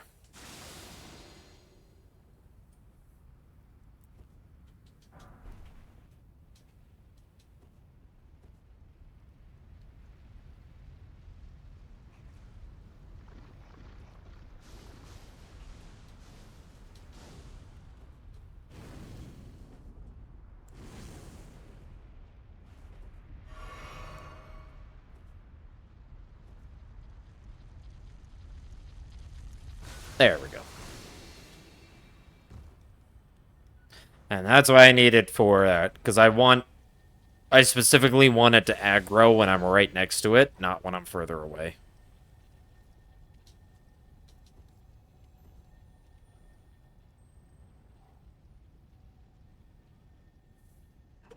Because it will always do a grab, or it will do like a launch windup. And in either scenario, you can just like walk straight around. Super easy to dodge. But yeah, what about you, Beep? Because I'm a controller on both of them. Do you play on keyboard and mouse? Do you is the parry button like, well, the thing about keyboard and mouse, I was gonna say, do you have to like stretch your pinky over to the other side of an area for your parry? But if you're on keyboard and mouse, you could just remap it. I only play controller since it's on console. Yeah, fair enough.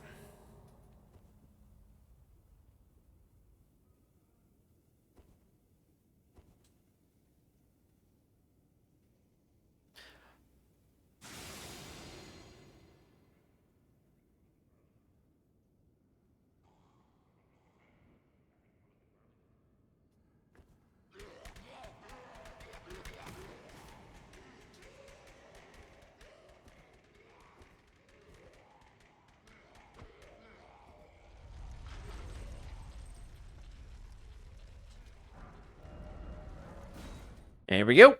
All of our upgrades done.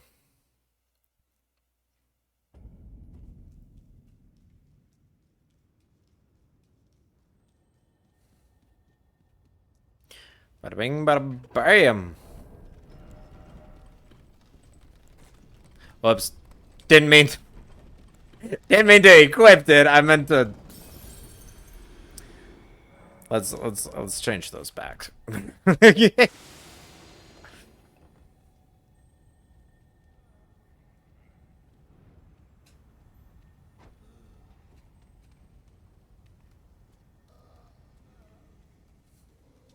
I'm not beating this game before you start it, by the way. I already know this shit gonna be hard. Oh, come on. Beep, like, at the current things that I'm looking at, you have, like, multiple months. Like, at minimum 2 months before I probably get around to being able to do Blasphemous 2.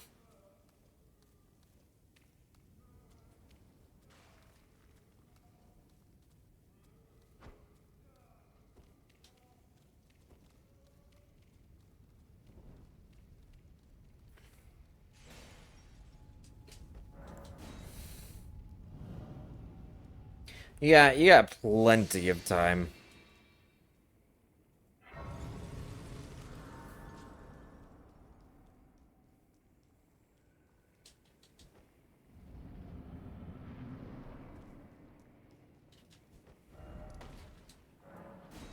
I didn't wait for the pickup. Yep, I didn't wait for the pickup. Whoops. Like, the moment I clicked select, it was like, I didn't hear the sound of the pickup.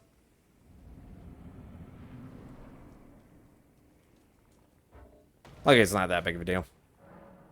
There we go.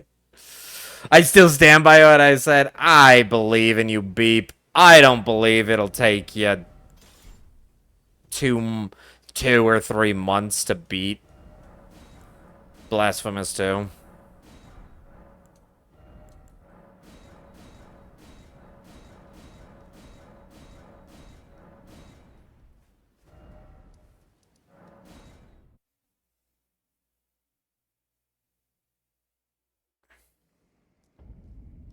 Oh, right. Yep. Extra 4 levels.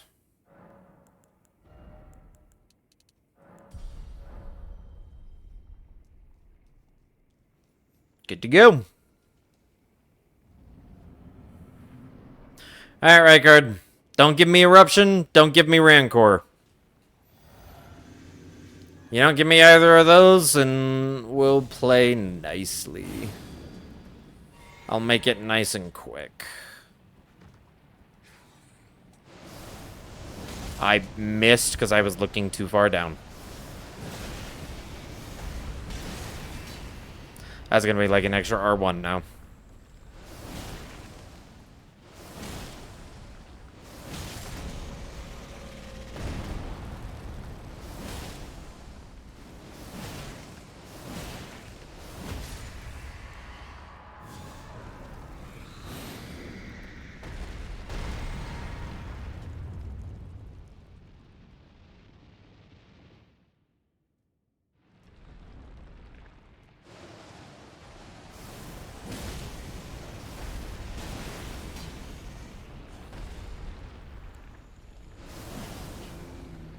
Really? And the very first move you do is Rancor. That's bullshit.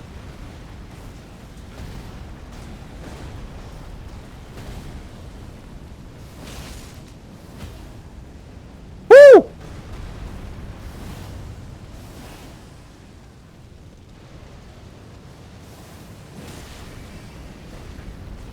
Well. Can we stop with the Rancor? Oh, your lava is getting way too close, Rykard. Jeez! That was like the worst shit you could have did! God, that was awful. You do Rancor first, and then I don't get the good RNG where Rancor misses. Instead, the moment I push L2, it comes like straight at me.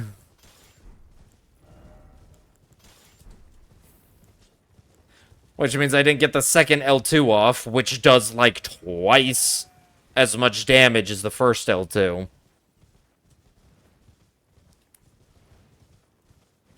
And then I get another bad Rancor in combination with you throwing out another move. God, that was just...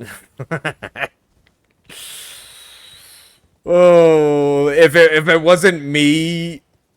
If it wasn't for me doing your fight so many times that I've actually just gotten insane practice on all of your moves, I would have failed at multiple points.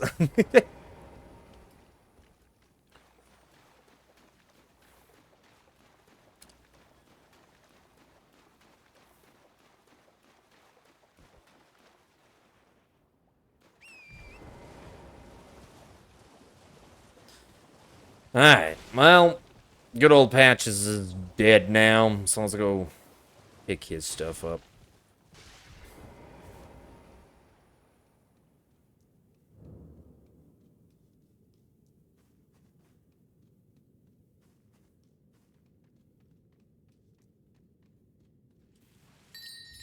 Whoopsie! They don't come into the boss room, or at least they shouldn't.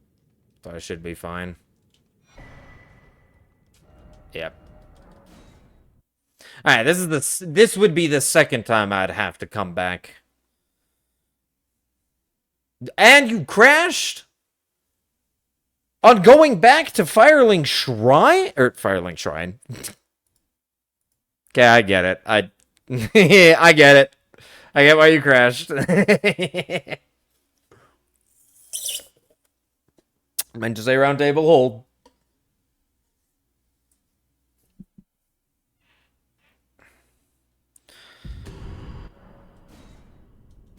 Are you still gonna spawn me in round table hold, or am I gonna be somewhere in Patches' cave?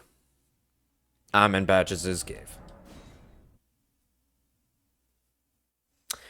I mean, at least loading crashes are far more gentle on the game. Like loading screen crashes. When you get like rendering crashes, like while you are playing the game, oh, I don't.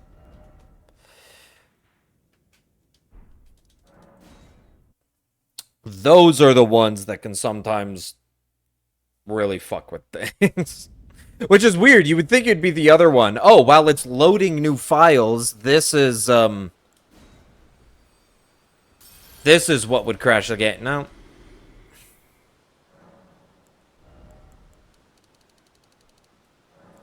Juicy 46.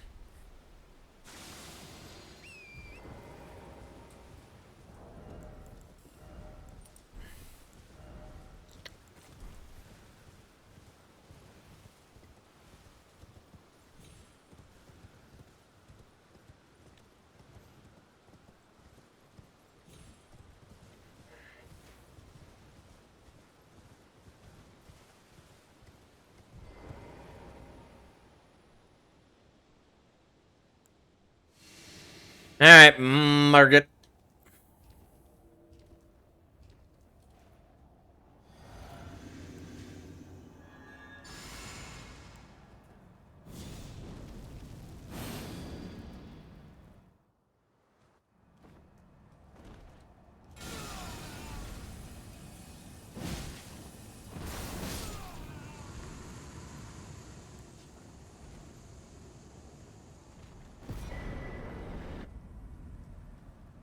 I shall remember thee, tarnished, smouldering with thy meager flame.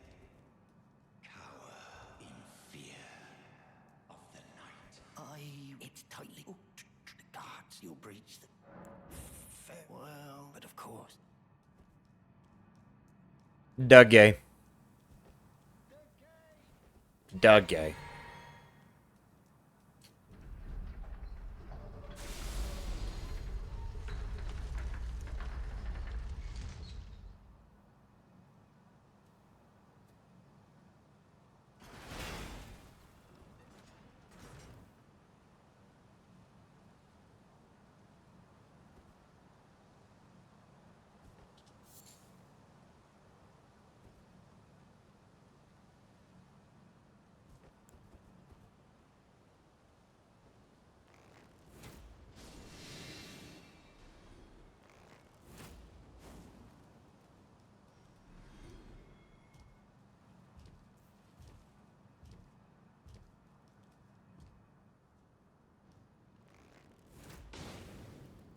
Ow!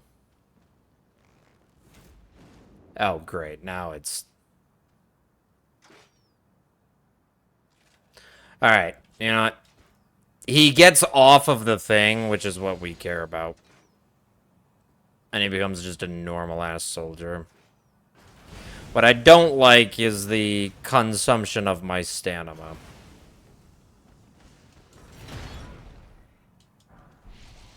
So early on.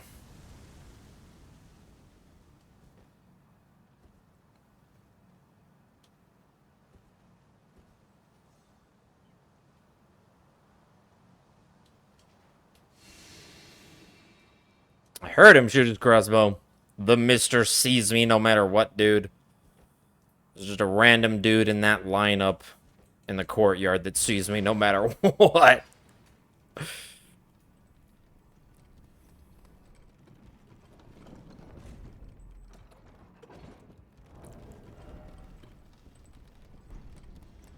Alright. Let's see if Godric is gonna have to be Kukri strat, or if he gives me the good opening.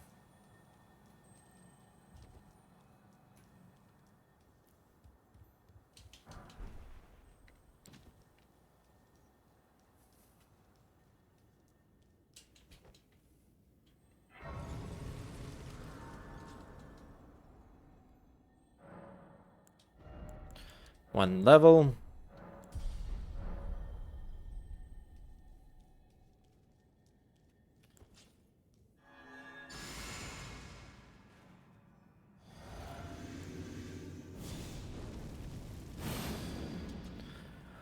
Alright, which opening are you giving me, Godric?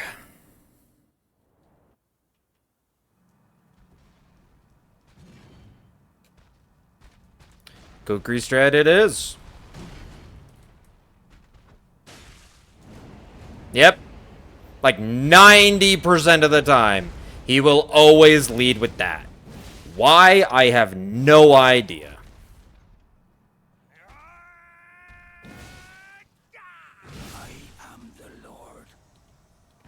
I have no idea. Well, I mean, I have a general idea. And the general idea is that you're throwing a projectile, so he does his move that blocks projectiles.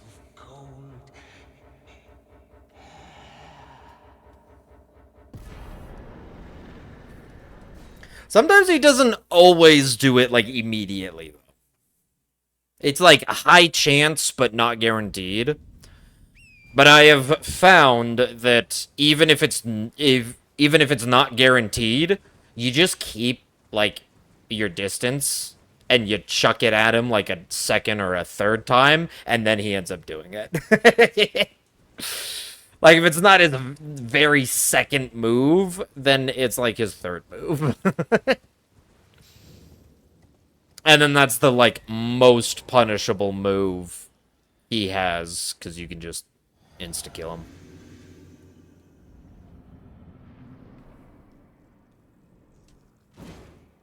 Okay.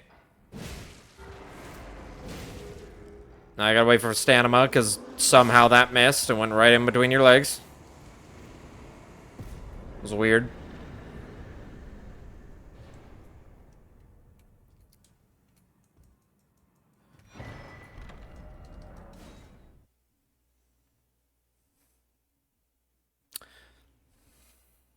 I don't know how it is, because there's a way where you don't have to wait till your animation is finished before you can push Y. And I forget how to activate that. Thank you for that.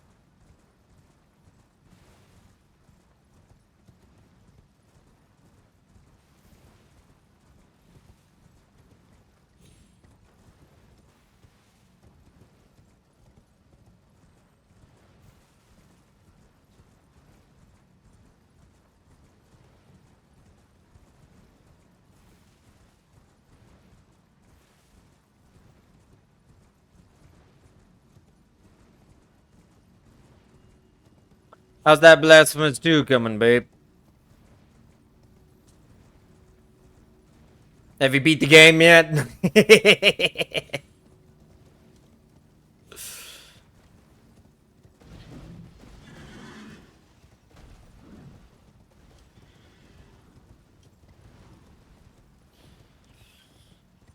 The ever so long ride up to DTS.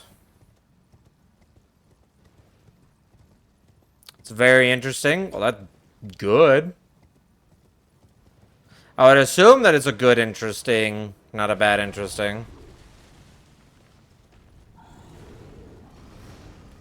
Really? He noticed me?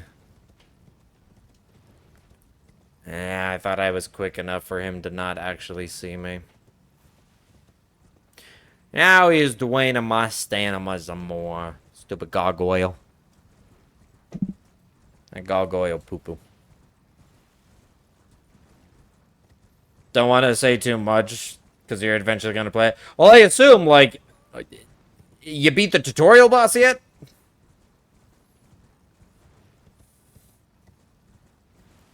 I mean, yeah, don't tell me, like, what's actually going on and whatnot. But... What? How did that?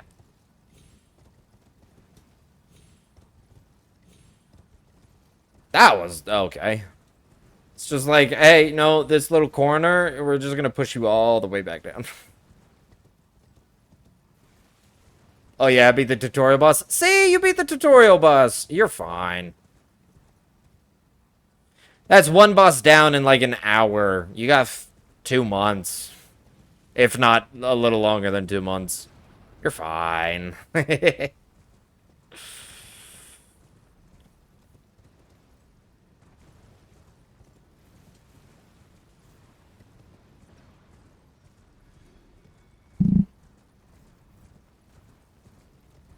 And they took me like 5 tries. That's not bad.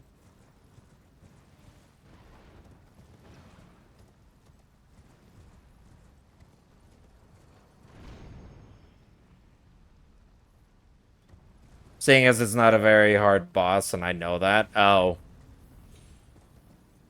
You don't think it's that difficult? I mean, it is the tutorial boss, and it's not a Souls game. Usually tutorial bosses are supposed to be easy, unless you're FromSoft. Then it's like, tutorial boss? Ah, you mean boss that kills you super fast, because it's like a mid-game boss, actually.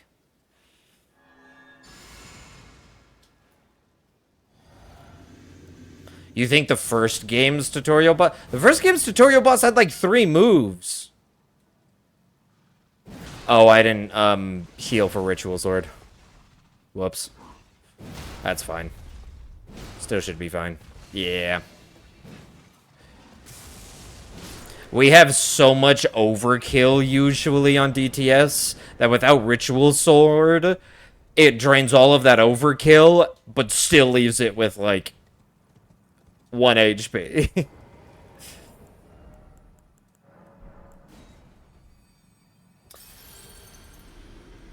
Yeah, the first game's tutorial boss of Blasphemous 1, it had like 3 moves. It would jump, usually jumping to the opposite side of you.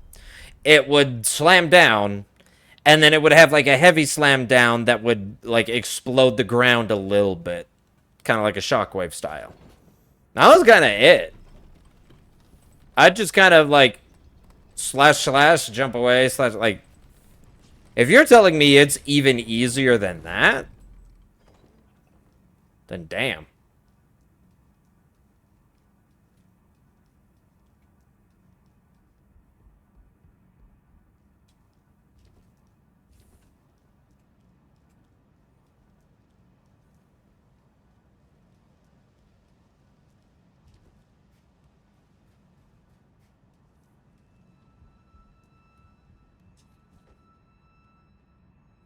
Alright.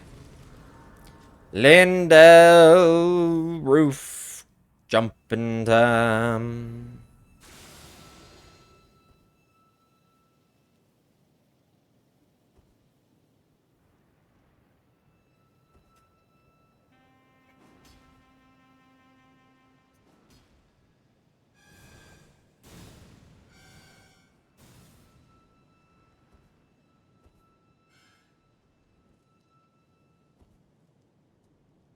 I just think it's like mechanically the game is kind of annoying. That was a way early jump. What was I doing there?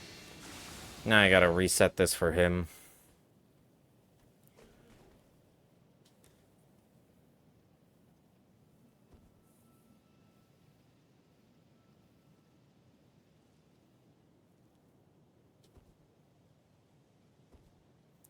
Interesting. Interesting that the mechanics are different enough that you find them annoying. Because, like, Blasphemous 1's mechanics were not like it was pretty solid. So it's interesting to see that it's annoying. Because that doesn't mean, oh, they kept the same, like, core and then added on top of it, like most sequels do.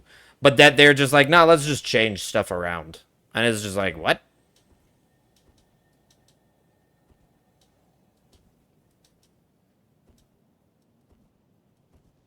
Okay. Apparently, there's... There we go. Because apparently...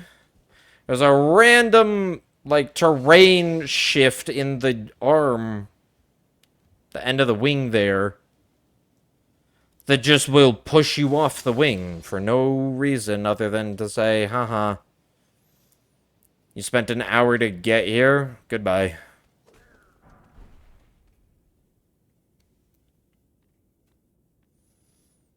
I've never ran into getting pushed off of the wing. It took me for a huge surprise.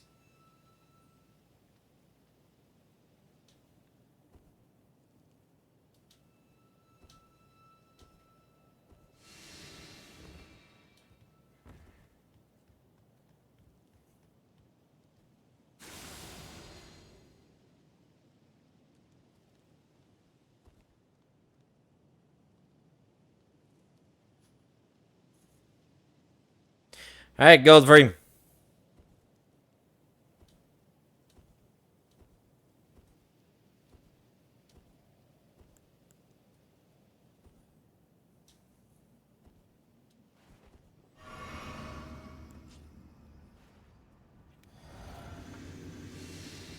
Come here, Godfrey.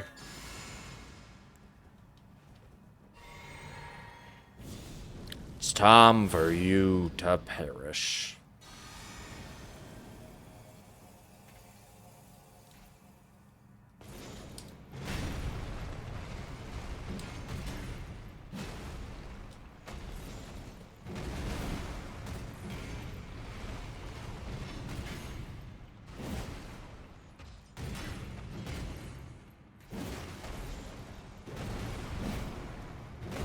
Oh, are you kidding me? The freaking... I knew the pillar was going to mess me up. I knew the fucking pillar was going to mess me up.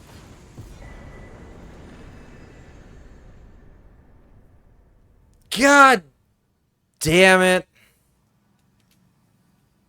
Man, tonight was just not the night. A random hitbox pushing me off the wing. Godfrey jumping into a pillar. And then the duo seeing me because I mistimed my invisibility, I think. Because I don't, dude, I don't know what it was. I don't have time for another one. That's where I... Oh, that's so annoying. It's always tiny little things that don't matter.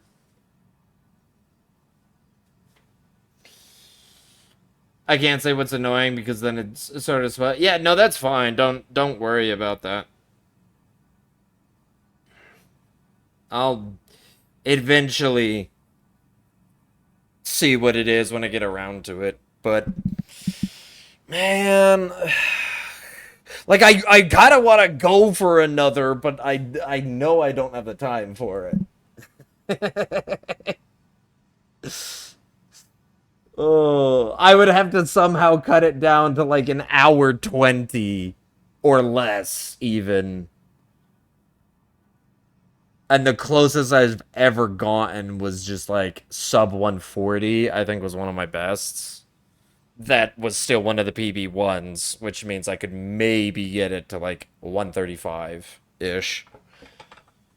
But yeah, man, that also means we have to keep doing this on Monday. I'm like ready to be done with this. And it's annoying me even further because I know I can do it. I have literally done all of the runs and all of the bosses flawlessly multiple times in a row. For some reason, over the last... this week, Monday, this stream on Monday, stream on Wednesday, and the stream today. This is the week that I was like, I'm getting it 100%. And the entire week was just filled with small stuff like this. And because I can only do like 3 runs a stream, especially since all the small stuff keeps happening way later in the runs. If they were at the beginning, that's fine, but the beginning setup I've gotten down so far that like I rarely ever have issues there. It's always on like Malekith or Godfrey that I was having issues and messing up. I don't know, but it is what it is. And some of the controls are stupid as well. They kept it the same. I wish they kept it. Yeah, see, that's the thing that weirds me out is that they didn't keep it the same. Is Blasphemous one. Anyway, yeah, that's gonna have to be it for stream. I'm not gonna be able to really continue. That kind of sucks. But that's gonna be it for today. We will be back. We will be back on Monday, and we will be doing more Hitless because this is actually ridiculous. I'm gonna start losing my mind if enough small little things keep getting me. It's gonna make me go insane.